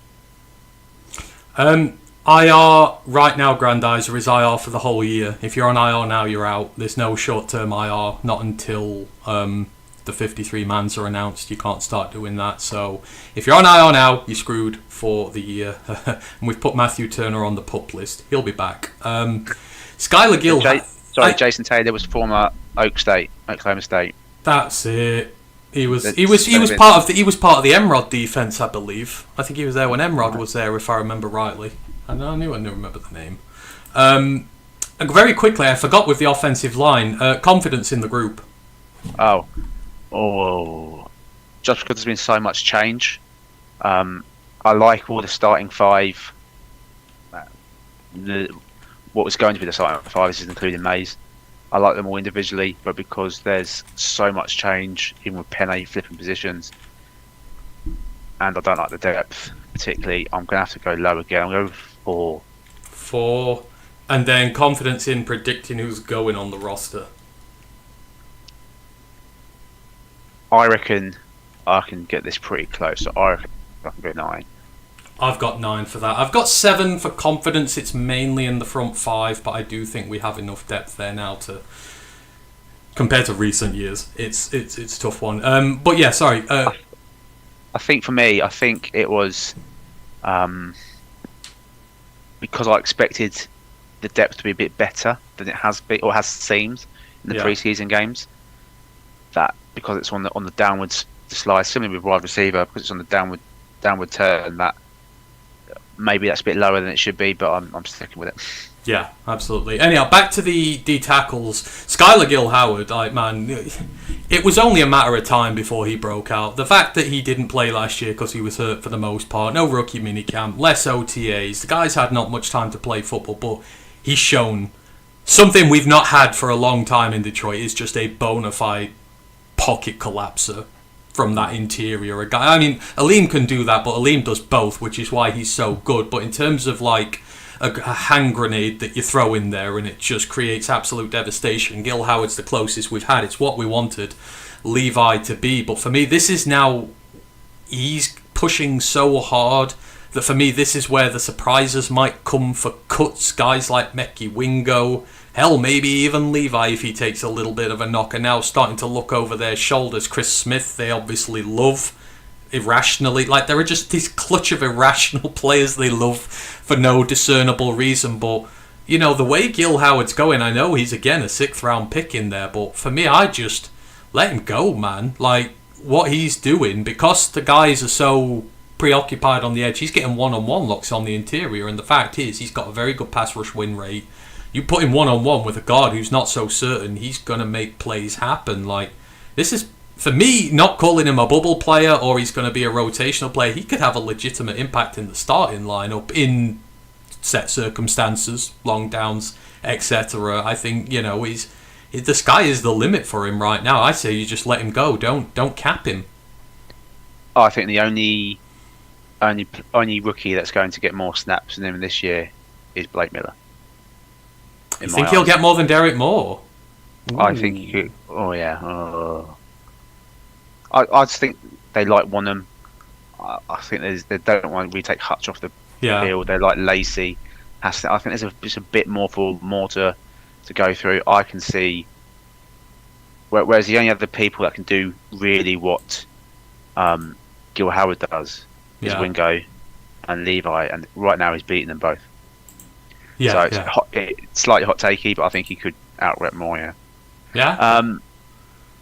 So overall, this is such a stacked group. I've been so impressed with them that, and I'm including the edges now, so I'm broadening the edges into this a little bit. But there's loads of players there, and I reckon I can only pick 3 that are not making the roster.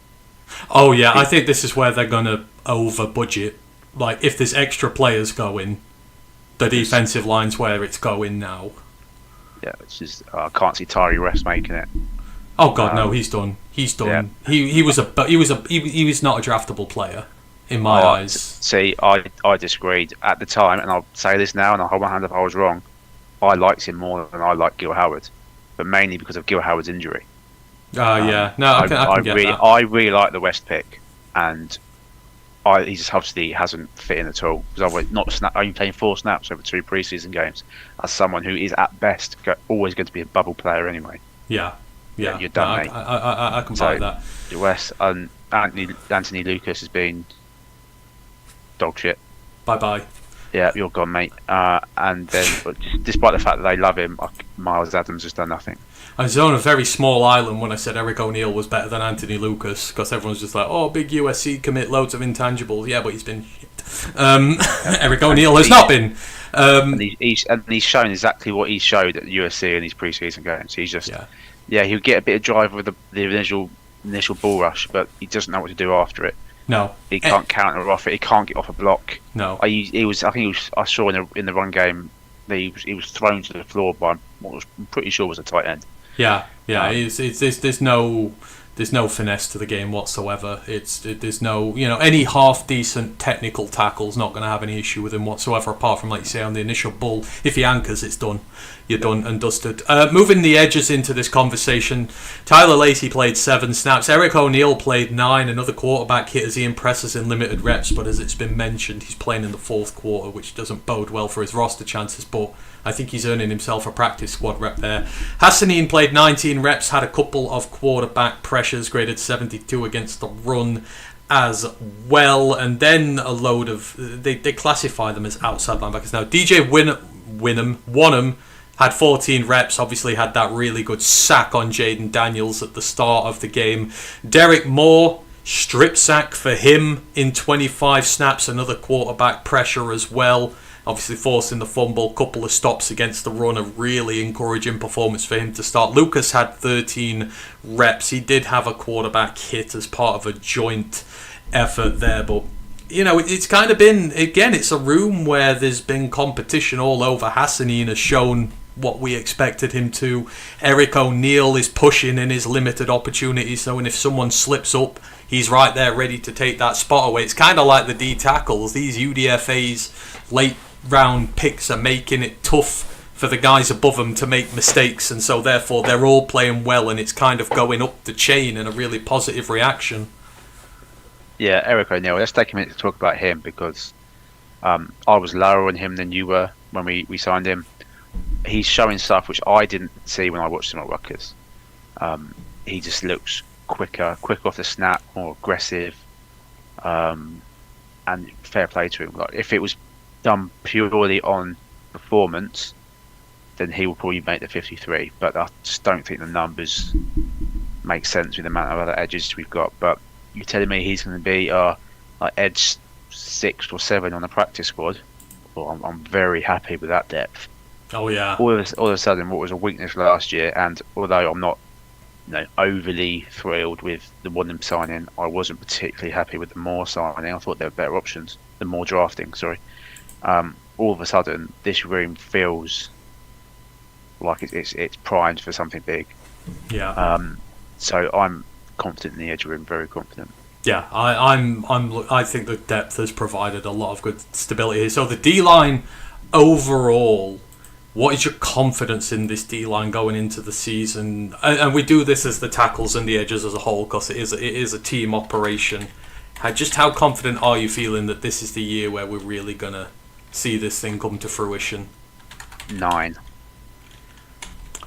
And then what is the personnel who's going to go? Because for me, it's one of those where you're more confident in the group but less confident of who's going because of the level of competition and the fact there is still one game left for maybe someone just to sneak their way in, and I do think they're going to take extra so they don't lose some of them. Well, yeah, I would put my confidence at picking this room accurately at a 4. Yeah. In fact, it wouldn't surprise me if they take someone like if O'Neill, because I'd imagine O'Neill's going to play majority of reps next week. I would hope so. If he balls out again, I don't think they can't not take him.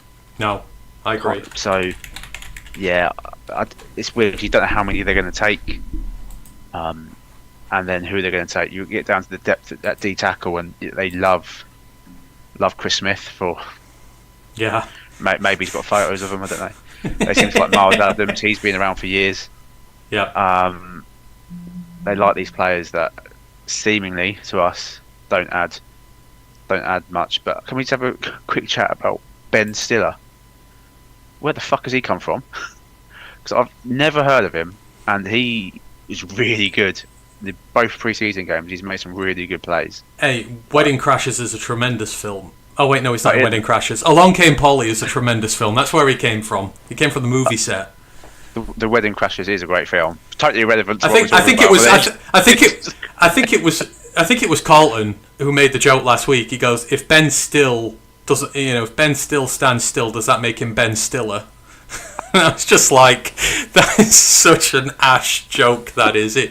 It audibly made me groan and laugh at the same time. I'm like, I shouldn't appreciate that. I think it was Carlton or someone said it last week, and it made me. That's very good. It made me laugh. I think Ben Steele. I think he's one of those who, again, we've talked about taking a load of people. It might be harder to predict the practice squad at this point because I think there's lots of really promising guys who aren't quite good enough for the roster right now, who you want to keep around, and I think I'd have more issue with who we keep off the practice squad than off the 53 at this point. So yeah, great. He's another one like O'Neill that he's gonna get a lot of reps next week. You would think, yeah, because they're not going to risk any starters next week.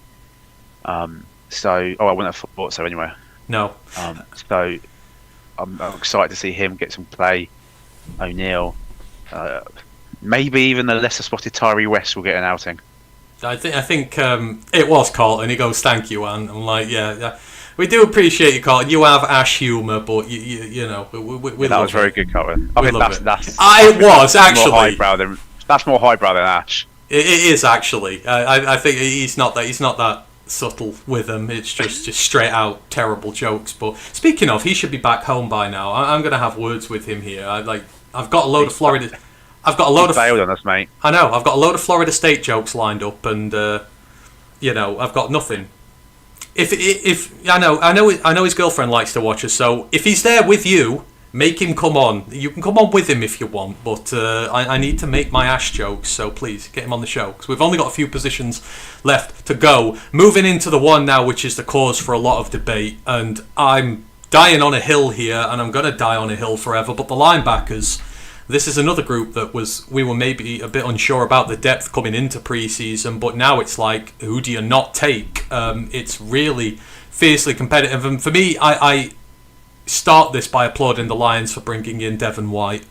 That's just a signing they've not made in recent years. They've chosen to go in-house with guys and try and do this. Bringing him in has given such a shot in the arm to this team, and this entire depth chart has shook it up. Everybody is performing, but we had 3 guys out at weak side linebacker. Eric Hunter, the man I'm going to die on a hill for, only saw 6 sacks. If he had 6 sacks, good lord, he'd be getting the roster. 6 snaps, but he was the highest graded defender on the team. And he also made more plays on special teams, getting the fumble recovery to ice this game.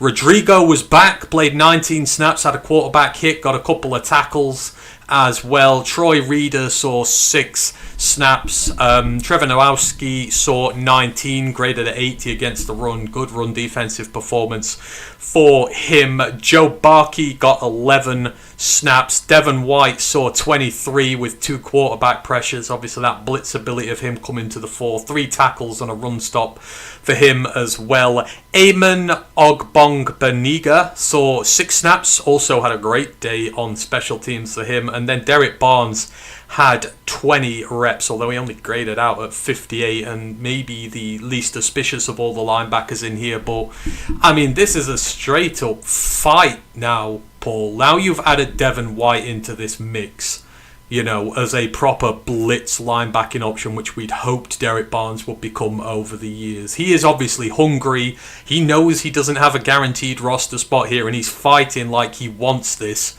which just seems to have galvanised the rest of the room. Rodrigo is back and looking great as ever. People just write him off consistently. Trevor Nowacki, the team love him. Also playing really well against the run. Eric Hunter just destroying it on special teams and making the most of his limited opportunities. I mean, this is a room that's probably been more fiercely contested than any during camp, and this just feels like a who's who of. They could still take a lot of guys at this point, and you're not quite sure because that bubble fight is fierce.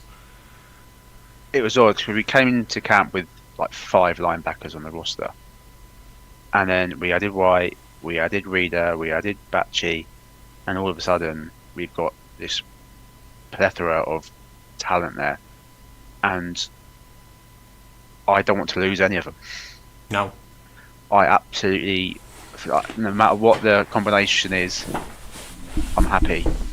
You didn't even mention Jimmy Rolder there, who I did not like the pick at all, and I maintain that. Yeah. But I'm assuming he's going on IR to start the year. I don't know. He's back and working with trainers already, but I would imagine. I think it's a. I don't think you rush him. I don't think there's no need to rush him. I would get him fully healthy and practice him. But I agree. I think he needs a bit of a ramp up period. Yeah. Before he comes. Because he's missed a ton of training as well, which is not good for him. Yeah, I agree, but this room, like, I can't pick it. I can't pick it. I know who I want there. Like you and this podcast have stand Eric Hunter more than anyone, and he's got a chance. For me, if I'm predicting what they would do, I don't think he makes it. I think he comes on the practice squad if he's not claimed by another team, frankly, because he has shown what he can do. He had a great run and stop. He had a coverage, a good playing coverage. He was great on special teams, and he only played 9 defensive snaps. He's another one that's going to get a lot of play, you would imagine, next week to really try and earn that final linebacker spot. But yeah, I have no idea how many they're taking. It could be as low as 5, it could be as high as 8, and I don't know who those players are going to be. Carlton goes, did you mention Damone Clark as well? He didn't play. He's injured.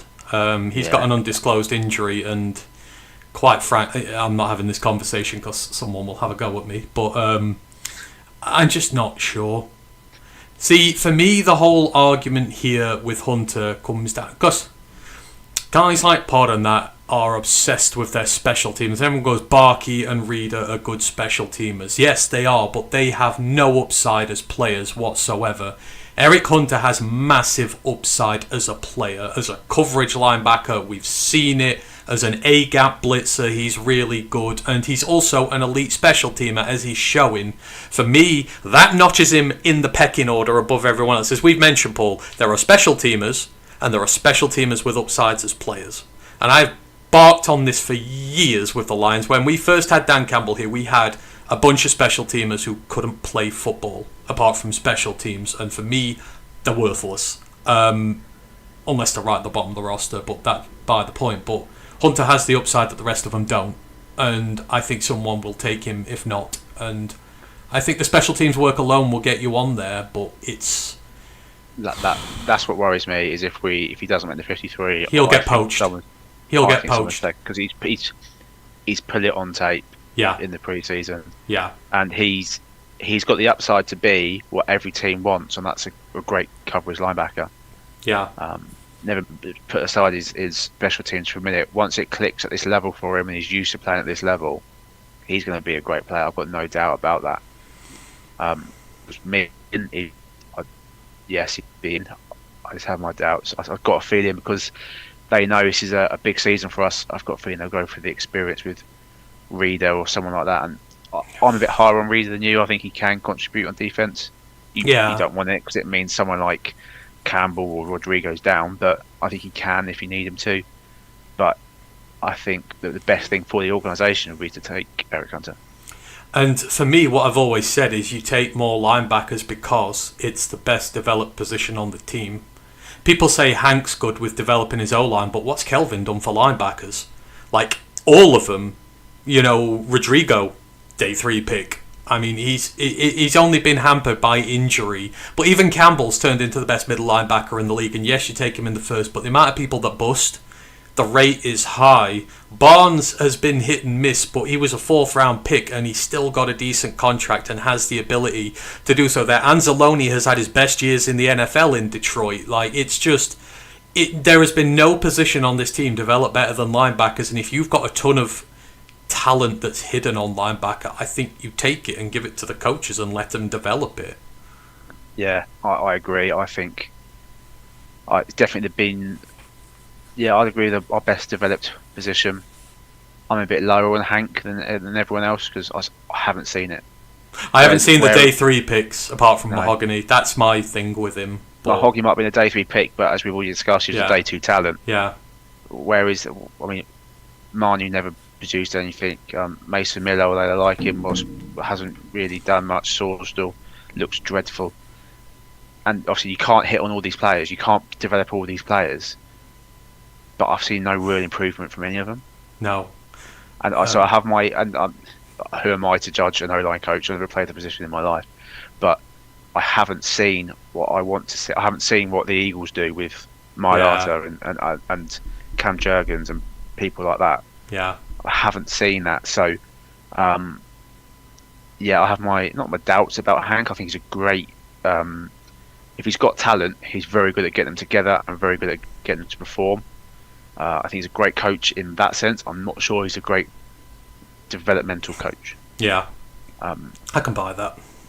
But yeah, so like back to linebacker, yes. So Shep and Sean Deal and Hamilton are doing a great job there. And yeah, it's going to be tough for him to pick. But I would absolutely love to see Hunter in it. Going back to Devin White quickly. I was about to say, yeah. I was quite vocal on not liking the pickup. I didn't like him in Tampa. I thought he was very one-dimensional. And to be fair, he still is. But that dimension is something that we are missing in the rest of the room. That blitzing ability is, quite frankly, second to none at the position. So he's making the team. I think... I'd love to see him be able to do something on special teams. Yeah. But I'm not sure how much he's going to actually play. The last thing we want to do is get predictive and go, oh, Devin White's out there. They must be blitzing.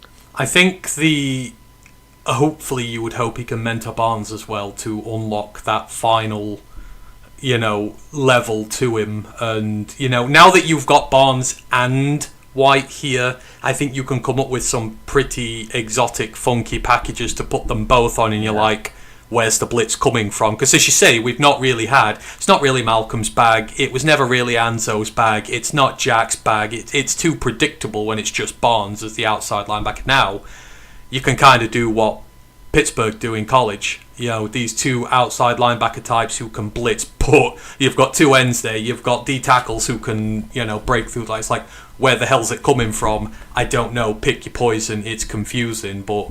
I think the thing I'd say about White I'm most impressed with is his attitude. He's a Super Bowl winner. He's been there, done that. This team hasn't. He has every right to walk into this room and go, I'm the man who's been there and done that, and walk around with a holier-than-thou attitude where he's like, well, you guys need to be as good as me. He's playing like he's the bottom guy on the roster, and he knows he is, and he knows he's got to earn that opportunity, which is...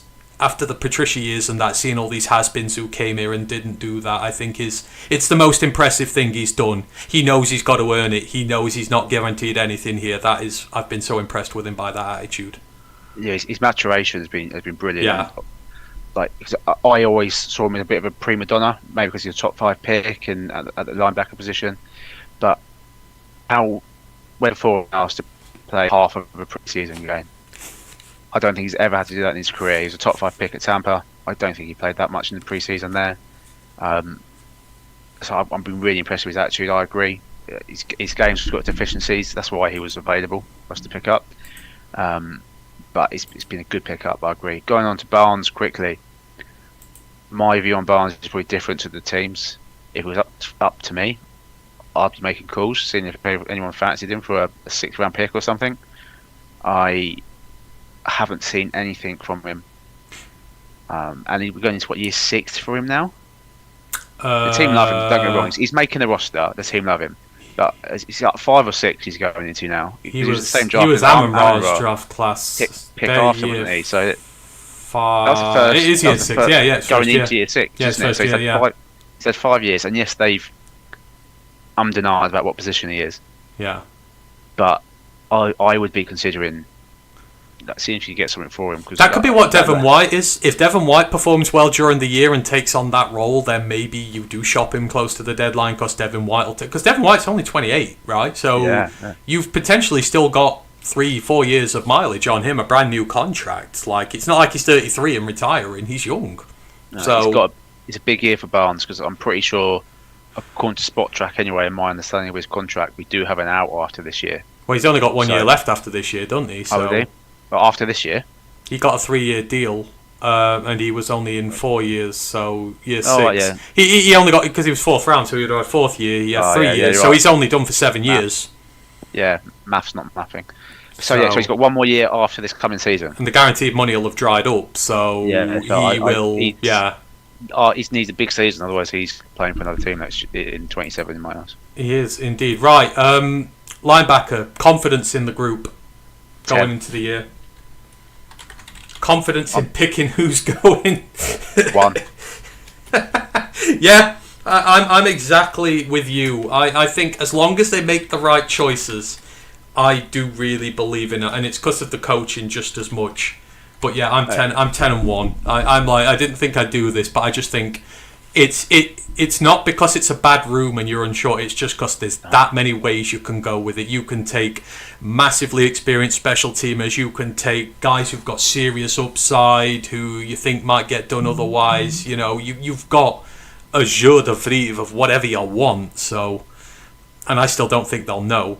And as I've said, Rolder's not even in the equation yet. So it could be nuts. Like, Rolder might not need to see the field in year 1. You can just allow him to sit and develop and maybe do what you didn't do with Barnes. Barnes had to get thrown in week 1 because we had nobody. Maybe Rolder will benefit just from being able to sit and not be, a year of coaching with Kelvin and Dion next year. Go nuts. Absolutely. It's such a great group. Anyhow, we'll move it on because we're going a while and we need to bring this to a close. So we've got the corner back room. So corners in this game. DJ Reed saw 23 snaps, graded at a 90 as a run blocker. Targeted once, gave up 1 catch for 6 yards. Khalil Dorsey saw 9 snaps, not targeted at all. Rock Ya-Sin played 14 snaps, targeted once, gave up 1 reception for 3 yards. Ennis Rakestraw played 24 snaps, 3 tackles, 2 run stops, targeted 3 times, gave up 2 catches for 36 yards.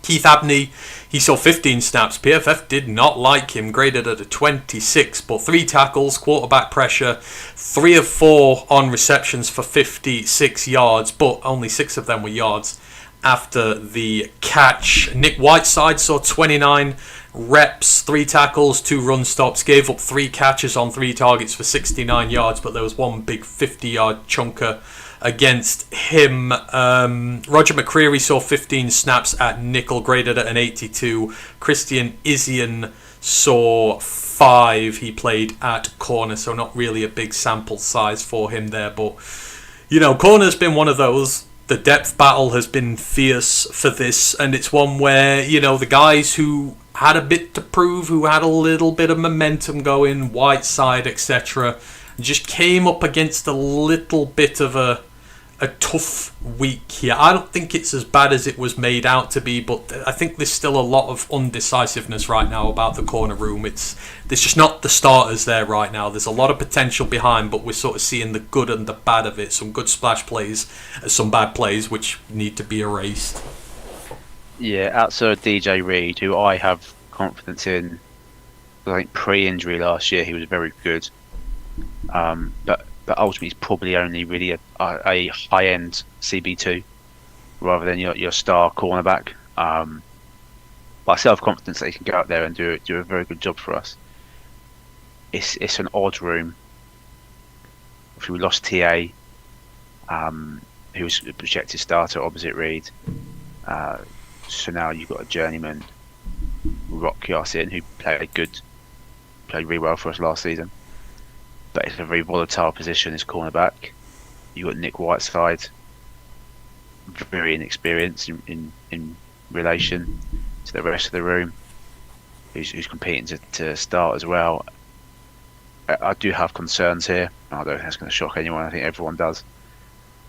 It's a position that needs addressing as soon as possible. Next year, going forward, all of it. I mean, it's an immediate need. It's a future need. But I was surprised how much DJ Reed played. I thought he might get 10 snaps, but playing. I like it. Half. I like it. I like it. I was just surprised. Yeah, no, I agree. But I think he's one that needs the reps. I do also wonder how much that's due to the lack of depth in the room. Yeah, we've got no one else to play there. We've got no one else to play because who else are you going to put out there? That bloke with a really cool name that we signed last week. Yeah, played on special teams, I think, and that was it. Exactly. So McCreary is impressing me. I am quietly confident about him, and he seems to be making that nickel position his own. If we can sort that, because we tried this a few weeks ago, trying to work out the last time the Lions had a decent nickel corner, and I was listening. Yeah, we probably. I don't think we came up with an answer. Roger McCreary has the potential to be the best cornerback this nickel corner this franchise has had in decades. The bar is not high, but it's much needed right now because of the depth. But I'm quietly confident with him and how he looks. Yeah, I am. I like the signing when we made it. He's great against the run. He's sticky enough in coverage. It's everything you want from a nickel corner. Do you have any concerns about Abney? So I've got my views on it. I want to hear yours. No, and it's the same as the rest of my reasoning for the rookies. Why he's not had rookie minicamp. He's had less OTAs to work with, and his style of play is aggressive. And aggressive corners have more problems coming up to the NFL because you've got to learn, if you're going to play aggressive in press like he likes to get in the grill. As you've seen with TA, there's a fine line between legal and illegal, and there's going to be a natural growth period for him there. So I can understand the point you're about to make, and there are some worrying things there, but for me, he's not. Yeah, he's been hampered by the lack of the off-season program for these kind of guys, and you're meshing it with a style which takes a lot to get right at this level. So I'm expecting a rough year for him, but he will trial by fire it and work his way out the other side. You do not understand the point I'm about to make because I agree completely with you. Oh, okay. You're not Matt. You're not Matt. I'm used to just being taking confrontational sides. Yeah, that hold he got flagged for, or the PI got flagged for, was blatant, and you've just got to be smarter than that. Yeah. But that's his style. Rookie cornerbacks often struggle with the transition to the league, the first half season, even the whole season, before they get used to the NFL rules compared to the college rules, where you're allowed to be more handsy. But yeah, I've got no concerns. Like you mentioned it on the stats. Yes, he gave up some big plays, but there was no run after the catch because he's a great tackler, and he's there. He's sticky in coverage. He's very close to the receiver at all times. He just needs to improve his work at the catch point and find his level of physicality throughout the route. Yeah, and that was noticeable. There were 230 air yards in this game, receiving yards in this game. Less than 70 were after the catch. There's not. Again, you're giving up chunks, but that recovery ability, tackling afterwards, that's what you want to see. If you're giving up the chunks, you want to see nothing afterwards as a bare minimum.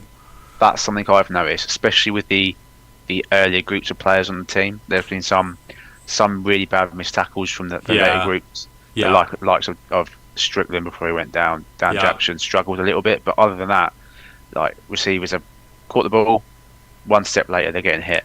Yeah. And that's really promising to see, because how many times last year did we just give up a simple slant and then it just went and went and went across the field for 70 yards. Yeah. So that's been really good to see, actually. That's been, that along with the more aggressive front we seem to be playing with has been really, really positive. We're getting in the grill. Like, these receivers don't look like they're having a good time against us now, which is the thing I loved about having Abney here, is he's going to make life uncomfortable for receivers. And like you say, it's going to take time. The most crafty press coverage corners in this league, they find ways to do things legally. It's like playing Sunday League and sticking your fingers in the ribs of a striker when you're a centre back. You're just finding those little things where you can get in the grill, do it really subtly, not get noticed, and make it hell for them and not get flagged for anything. It's just learning that nuance of the game to do it. And Abney will take time, but for me, he will get there. I don't mind him being too grabby, as long as he can do it subtly and not get caught. Yeah, you're right, that's what the best do. Yeah, and I'd also rather have a cornerback who is too physical and have to bring him down a notch than the other way around, and have rather to bring a rather than a guy who sits there and just allows easy receptions and he's afraid. I want my corners to be aggressive, and I truly believe there's a thing where you see a lot of the great corners, when they get an injury or something like that, they come back and that edge is gone. I'm going to get up in your face, I'm going to take contact, and the best corners for me are the ones who like to initiate contact and are brave and believe in themselves. It's very, like you said, it's such a tough position. It's easy to lose your confidence. To lose your confidence. Ennis at the minute is trying to refine his confidence. For me, I don't care what scheme they're playing, he's sitting too deep. He's scared of trying to get close and getting burnt, so he's giving up the yards, and he needs, when he gets that confidence back, then hopefully the game will come with it. So because he was a physical corner at Missouri. They all were. Abrams Drain, that's why I like them. They get in your face, they're nasty. You've seen what Abrams Drain's done at Denver. He's some fairly illegal ones, but still, he lets you know that you're playing against him. If he's going to do something illegal, he's going to hurt you. And, you kind of like that. Like, it's just leave a mark on him. Don't pussyfoot around it. Leave a mark. So, it is what it is. Danny Mack is in the chat. Hope you are doing well. Danny goes, hope you're both doing well, Ant and Paul. Yeah, we're doing good. I think we're having a fun time here. Mate. We've been going a while. I didn't think we'd go this long doing this, so I'm sorry, but don't worry about it, mate. But yeah, I think we're giving a comprehensive view, because as I said, I don't know if we're going to learn that much from pre-season game 3. This is kind of where we're nearly done now, and I don't think much is going to change here. As you can see, there's a handful of players that are realistically going to play in game 3 that could make the roster. And before we go, I'm going to ask that. We're going to see who are the 5 players who are going to benefit most from who still have a lot riding on it. So think about that before we get there, because we've just got the safeties to do now, and given the injuries, this is a room that's just it's hard to call them in. But in terms of safeties in this game, Amaris Brown taking advantage of everyone being hurt. 28 reps for him on the day, 1 assisted tackle, not targeted in coverage, but only graded 53 against the run. Dan Jackson saw 21 snaps, 3 tackles overall, but then left with an injury. Avonte Maddox, 20 reps for him, 2 tackles, including folding Craig Reynolds in half like a deck chair. That's my type of safety, who just That absolutely set the tone, that did. Yeah. He was targeted once. It was a reception for -5 yards. Negative plays in the backfield, looked really good, but yeah, and Craig Reynolds is tough. We know Craig Reynolds is tough, and Maddox folded him in half. It was like Maddox was right there with one of them on that sack of Daniels as well. Yeah, that's the sort of play where you just jump out your seat and go, yeah, it just gets the whole sideline pumped. Chuck Clark played at free safety, 23 snaps for him, targeted twice, gave up 1 reception for 8 yards, had a PBU as well, the only registered PBU on the day. That was it for your safety room, just for the 4, but obviously we're carrying injuries there right now. Harper didn't play, Kirby and Bryan obviously not playing at this point, but Maddox taking his opportunity. For me, I would put Thomas Harper in front of him because I thought Harper played better than him last year, but he certainly cemented himself in one of those starting spots there. Paul? Yeah, I think the starting 3 for the year is pretty much set now. I think it's going to be Clark, Maddox and Harper with Izzy in the slot. Yeah. I think that's what we're going to see. Izzy will float between all defensive back positions, frankly, but and I'm okay with that. Obviously, I'd rather have Kirby and Brian Branch out there. But I'm okay. Like Maris Brown, I was quite high on when we signed him, but I see him out there. He's just never near the ball, which is sort of worrying for safety. You want them to be around the ball. I don't know what it's been like in training camp. I've had no reports of any good or bad plays. So he seems to be destined for somewhere else. Maybe the practice squad, but I haven't seen enough from him personally. Player number 50 on the practice squad from tonight. It is. We've said a lot of, haven't we? Like, put him on the practice squad. Like in previous years gone by, we'd struggle to name a 53, let alone a practice squad. How times change. Yeah, absolutely, mate. Overall, my confidence in this room, because we're missing the best safety tandem in the league, well, let's redefine it. What is your confidence in this room to hold up till Branch and Kirby are back? Not just in general, but what is your confidence in them to hold it up until they're both healthy? Because I think this is a conversation, because when you include Branch and Kirby in this, I actually think this is a fantastic safety room. Okay. Maddox, Izzy and Harper, like if Maddox and Harper are your safeties 3 and 4, then they can be a starting tandem in the league. Like a low-level starting tandem, but still a starting tandem, whilst you've got 2 of the best safeties in the league in hand. So let's do this against how you think they can hold up until the guys are back, rather than just take them as the room without. I mean, if you include Kirby and Branch, we've probably got 5 better safeties than anything the likes of the Dolphins or anyone like that are going to put out this year. Well, Grandizer's in the chat. Let's not. Grandizer already says I'm anti-Dolphins, so I don't want to push an anti-Dolphins agenda while he's here. Otherwise, I'll get accused of being mean, even though that's all I am. I'm not anti-Dolphins. I'm merely pointing out that they're shit. Not me. Him. Not me. Grandizer. Don't blame me. Sorry, go on. I'll own it when they go like 60, 70-0 this year now. How fun would that be? First team since Schuler to do it when they did it with them before. My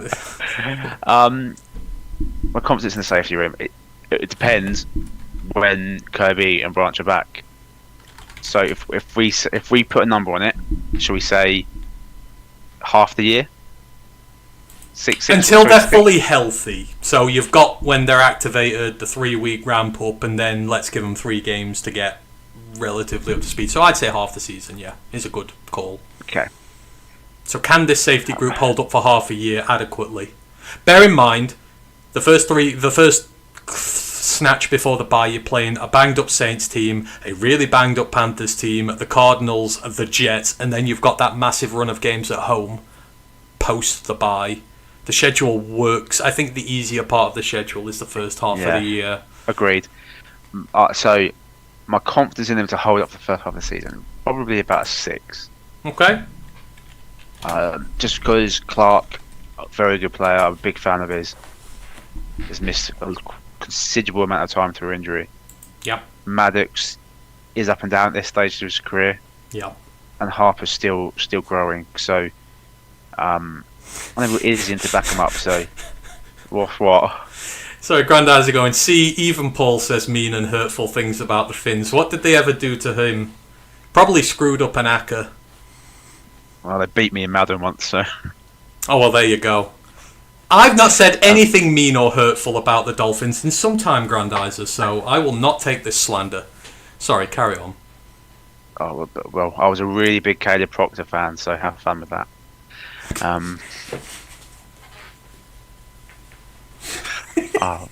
You do have Carl Louis though, so you do. Best pick in the draft. Best pick in the draft. That balances it out. Don't ruin him. Your defense will look great. Don't ruin him. Yeah, it's great. It's Grant Hafley defense. Jeff Hafley defense. I love him. I've really lost my train of thought now. I'm thinking about the Dolphins too much. Confidence in predicting the players in said safety group. That feels like a 10. It doesn't feel like there's any competition here anymore. I feel like it'll be Maddox, Harper, Isian, and... Oh, hang on. Yeah. Actually, who's 4? Clark. Oh, yeah. Doig. Yeah, be those 4, wouldn't it? Yeah. I don't think... Dan Jackson's hurt again. Amaris Brown is... I think he's practice squad material. Maybe. Potentially. So yeah, I think it's those 4. So I think it's a 10 for. At this stage, they feel like the only 4 on the roster. So.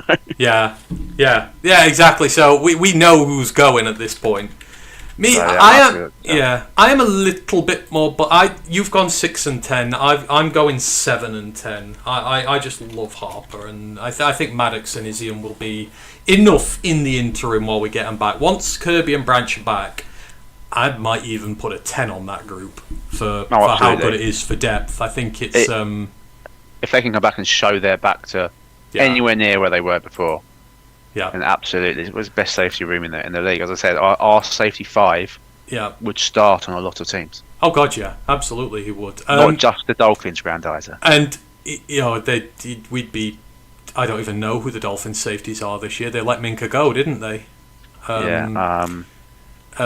Is Old McDonald? Did Michael Taff go there? Did he? Did Taffa go there? Yeah, he was the Texas one. Did Taffa go there? I'm sure he went there. I'm not sure. By the way, we completely skipped over the grades for the corners. Oh, whether we just didn't want to do it or not. What is your confidence in the corners this year? Oh, just confidence in the corner group in general. Low-ish.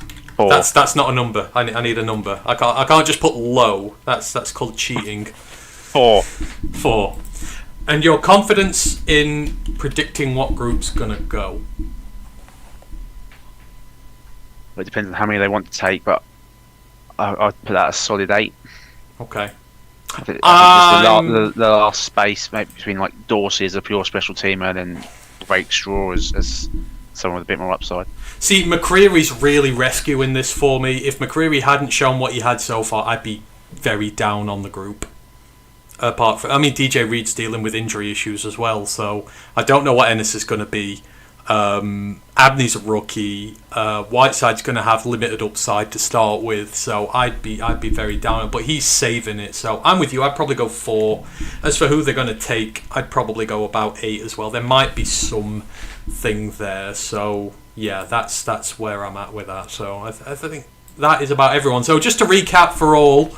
Appreciate everyone who's been with us this evening. I know it's been a long one, but obviously we're kind of surmising our thoughts here. So what we've been doing is going through the team position by position and first ranking our confidence in the group in general, how we feel about them, and then our confidence in predicting the players in said group on the 53-man roster. Lisa, I know you asked about that earlier. We'll be doing our 53-mans later in the week. So obviously it's on Sunday, so we can't wait till next Monday. Otherwise, We could guess the 53 then, but we'd be cheating, and we'd get all 53 right. So maybe we'd do it that way. We just completely cheat. So in terms of the quarterback, I'll just do confidence in group rather than players. But Poole is at a 9, I'm at an 8. Running backs, Poole is at a 7, I'm at a 5. Receivers, Poole's at a 6, I'm at a 7. And this is a group as a whole, so I don't think we're going against the groups here. At tight end, we're both 3s. Offensive line, Poole's a 4, I'm a 7. The defensive line, we're both on 9s. Linebackers, we're both on 10s. Corners, we're aligned a lot. We're both on 4s at corner. Safety, you're at 6, I'm at 7. So we're saying corner, offensive line, or potentially a bit, and tight ends are the predominant rooms we're still a bit worried about at the minute. And that feels right. Like, tight ends, obviously, we're worried about. Line, it's more about the depth, and then obviously the corners it's no production really whatsoever, and load of new players on the team. I feel like that's a fair summarization of where we're at with pre-season. Yeah, that seems about right. I'd look at the roster recently and thought, thinking ahead about what players we could be looking at in this year's draft, and they were the positions that I pretty much noticed then. And I'd be remiss, or I don't want to suffer the wrath of Matt and Ash by not mentioning that Hogan Hatton had a bounce back game against the Commodores. Oh no, we've mentioned long snappers now. Matt has risen out of bed like the Undertaker, and he's going to be here to prove that wrong. Grandad's quickly mentions Dante Trader Jr. is at strong safety for the Dolphins. And the old Maryland guy, Dante Trader, I think he was. Trotters independent traders. And he also goes, the Finns are working out Ant's fan favourite Kyle Louis at strong safety. That's not surprising. He was a star linebacker in college, so he played strong safety anyhow. Plays strong safety, middle linebacker, and outside linebacker, so that doesn't surprise me in the slightest. He's so good in coverage, he could work there. Kyle Louis is a strong safety, and he's about 230, so he's got bulk to be a proper safety. So I actually quite like that. So to finish off, I know we've been going a while. I mentioned 5 players who week 3 still really matters for, that might make or break the roster. Because as I say, we feel like most of it is decided now. At least it will be in the hands of Brad and Dan. But there's still a few lingering questions there. So who needs to play a full game of reps? And if they do hypothetically play a full game of reps and play really well, who can still force their way onto this roster? So I think there could potentially a spot that the final offensive line spot could be up for grabs. So I'm looking at the light of Cochran, Priestley and Miller to fill that. So I know I've just done 3 for 1 there, so probably cheating. But I think they're all fighting for the same spot. Okay. Eric Hunter. Yeah, Hunter's on mine. He just needs to prove that he can, again, that he already has, but he needs to carry on proving. Give him 40 reps. Give him 40 reps and see what he can do. Yeah. He needs to prove to the team that if they don't put him on the 53, another team's going to pick him up. Yeah. You need to finish your evaluation of him in a game situation. I agree entirely with that. Who else? We've already mentioned Eric O'Neill. Yep. Bigger snap share for him. He's going to get a load of reps. The last 2 are both at defensive tackle. Just because it's such a crowded room, it's so busy with players. I'm going to go for Chris Smith, just because 1, they like him, and 2, they don't have many what I would call natural nose tackles, and he offers something a bit different. He's probably the only one I can think of that can naturally back up Tyreek in that 0 to 1 tech type role. Yeah. And then Ben Stiller. He's played very few snaps, but he's looked good in them. So if he continues to make that push, he could be a dark horse for the roster.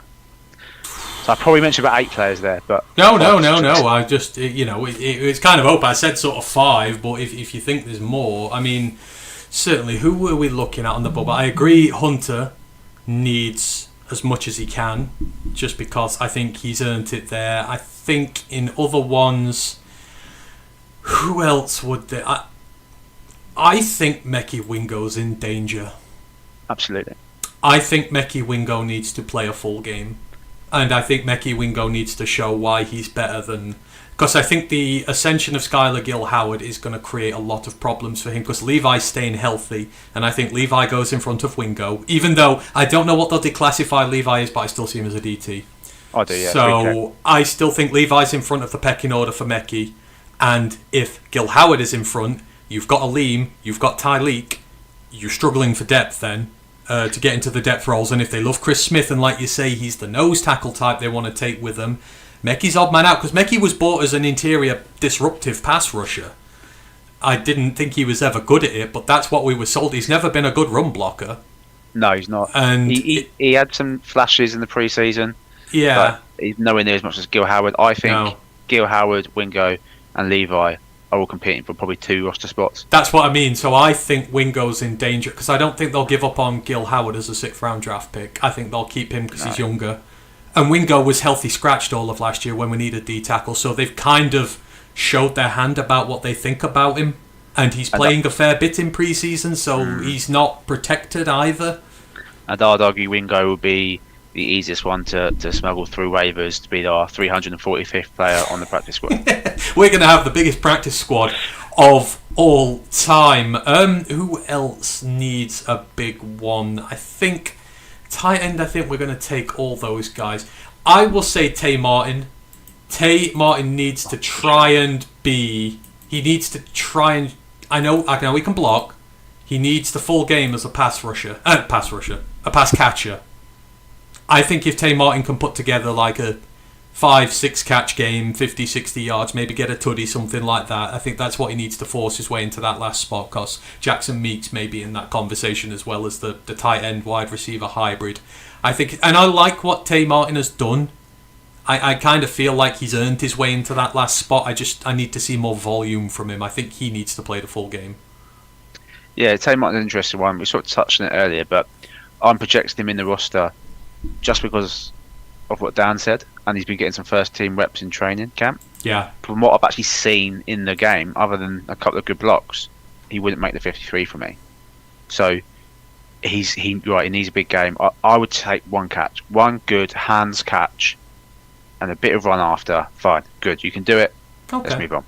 Okay, fair dues. Outside of that, I mean, corners, there's just no one on the periphery. Safeties, there's no one on the periphery. I think that's it. So yeah, Hunter's on there, Martin's on there, Wingo's the only on. other one the only one I might put in is maybe someone like Travion Williams, if Pacheco's injury is going to persist. Yeah. Can he put his name in the hat? Now with Blackshear gone and Jabari in concussion. Jabari's in concussion protocol, so can he put his name in the hat? Does Sailors need one more, or have we kind of got him there now? I think he'll play because they'll need people to play. Yeah. They can't sit everyone. I don't think it's vital for him. No.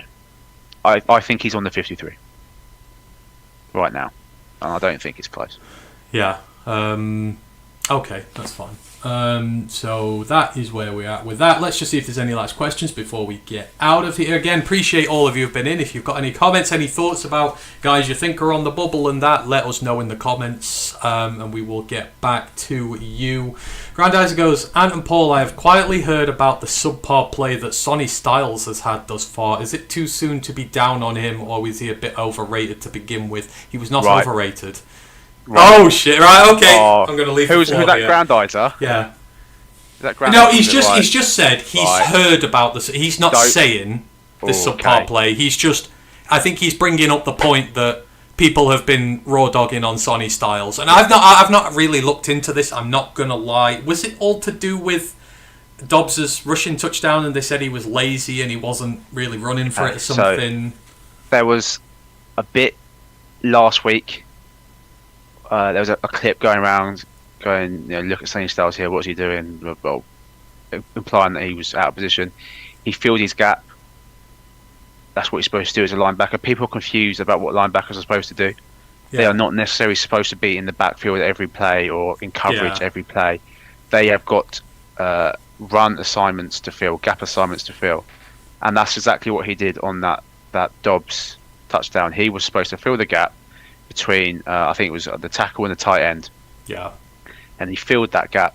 So if it was handed off to whoever the running back was, there was no cutback lane there. Yeah. Right. It was the edge who crashed down, letting Dobbs take the ball back and go around the edge. That's who's at fault there. Yeah. So Sonny Styles was, for me, the best player in that draft. Agreed. Still the best player in that draft. Agreed. He will settle in. He was playing behind some absolutely nonsense up front. Yeah. Which doesn't help. When he settled into their first team under Dan Quinn, I have no doubt that he'll be great. Yeah. I'm with you. I thought he was one of the best players. It was not. And again, what made him special was I wasn't even trying to look at him as a player. Like, I was trying to look at other people on that team, and it's just when the name keeps getting mentioned and you keep looking at them, and I'm not trying to look at them. That's the highest level of compliment you can give them. I can't even remember who I was trying to... I think I was trying to watch Bonison at the time or something, and it was just... shit. This was years ago, man, but I was trying to watch someone else, and it just your eyes kept coming back to Sonny Styles, and it's just the stuff he did is insane. So I've no doubt. And linebacker's tough, right? We've seen it with Campbell. So hard. Campbell's taken 3 years to get to where he's at. It's what linebackers do. So it's the hardest position, probably outside of quarterback, to play as a rookie. And plus, when you're drafted that high, there's a certain level of leadership expected with it, and on a team, like, it takes time to embed your leadership style and take that role, because a natural locker room won't let you take it right away. So, I understand it's easy to light someone up on tape, but Paul's just given a very good example there. If you actually watch the tape and what happens, he's actually not at fault. So, it's not too soon to be down on any rookie right now. No rookie's taken a snap in the NFL yet, right? It's all what it is. Some have played really well who are going to do nothing this year. Some have played bad who, like... Sometimes it's the ones who play bad who play better, because learn. You get frog marched in the office, and you get drilled into you, and you don't make that mistake again. So it's just preseason. That's all it is. Yeah.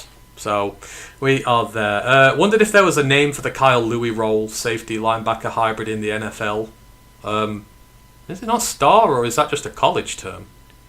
I would have to ask Ash this, but it's mainly a college term. But it's not really used in the NFL. You're just sort of like a box safety, really.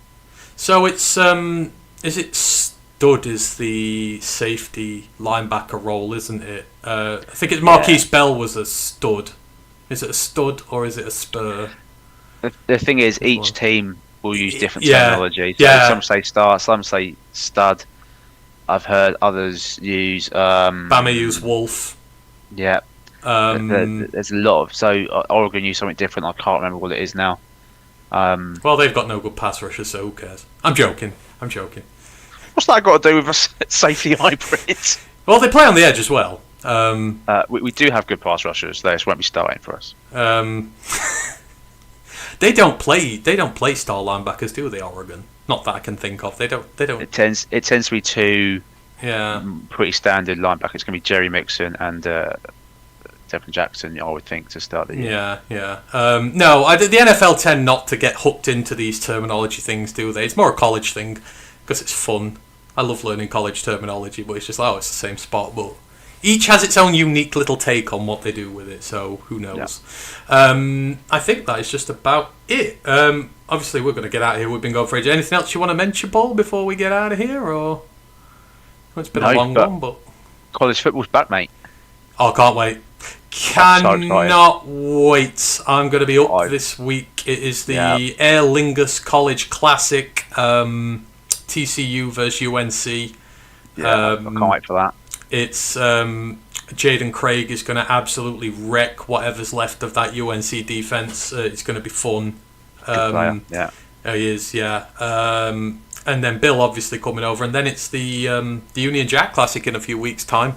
I've applied to be credentialed for it, and I'm meant to hear soon. So fingers crossed, your boy gets some credentials for the UJC. But we'll see. We'll be there either way. Yeah, we will be. But it's all about Hawaii this week. We stand Hawaii. Week 0 exists because of Hawaii. This is the year of Hawaii, and we're here for it. Timmy Chang, Mountain West champions. You heard it here first. That's what we do. But yeah, I love it. Love. Up the Rainbow Warriors. Can't wait, mate. I'm so excited. Up the Rainbow Warriors. Right, in terms of what is coming up, this is a very busy week on the channel. So me and Ryan are here on Wednesday with the College Football Pod. It's the Week 0 preview, going over all the quarterback starter announcements, seeing what decisions have been made there. On Thursday, I'm hoping it's Thursday, we're going to do a preview for the last pre-season game against the Indianapolis Colts. We've got a guest coming on. If you watch our draft live streams, Ryan from Indie Colts UK really knows his stuff. He's going to come on and chat with us about the Colts off-season, who for us to watch out for in the game, and what they're going to do in this season coming. And then we're going to hopefully do our 53-man roster projections as well, if we can get everyone here, because that is the last opportunity we will get to do so. On Saturday, I'm assuming Matt and Ash will be here for the play-by-play when the Lions play the Colts. And then on Sunday, why are we live Sunday? We're live Sunday because of fucking roster cut downs. We're going to do a live roster cut down stream. Just literally mentioned it. So we always do it. We're live about an hour before the announcements are made, because tidbits and stuff come out, and we're going to give our live reactions to what goes on there. So there are plenty of opportunities to see us Brits this week. Thank you to all who have joined us this evening. You know where to find us. We're at Lions UK. Don't forget to like, subscribe, all that great stuff. And don't remember to hate on Matt and Ash for not being here with us this evening. One is sick, one just couldn't face the thought of all the Florida State jokes we were going to make, so I'm going to have to we're going to have to get him next time. Join the Discord to see the shit we're about to give him. Exactly, join the Discord. There we go, Paul. Plug in the socials. I love it. Anyhow, such a company man. Such a company man. Love it. FPF type. Right. Have a fantastic evening, everybody. We love you. Go 5. I'm going to go before we get sued. See you all later.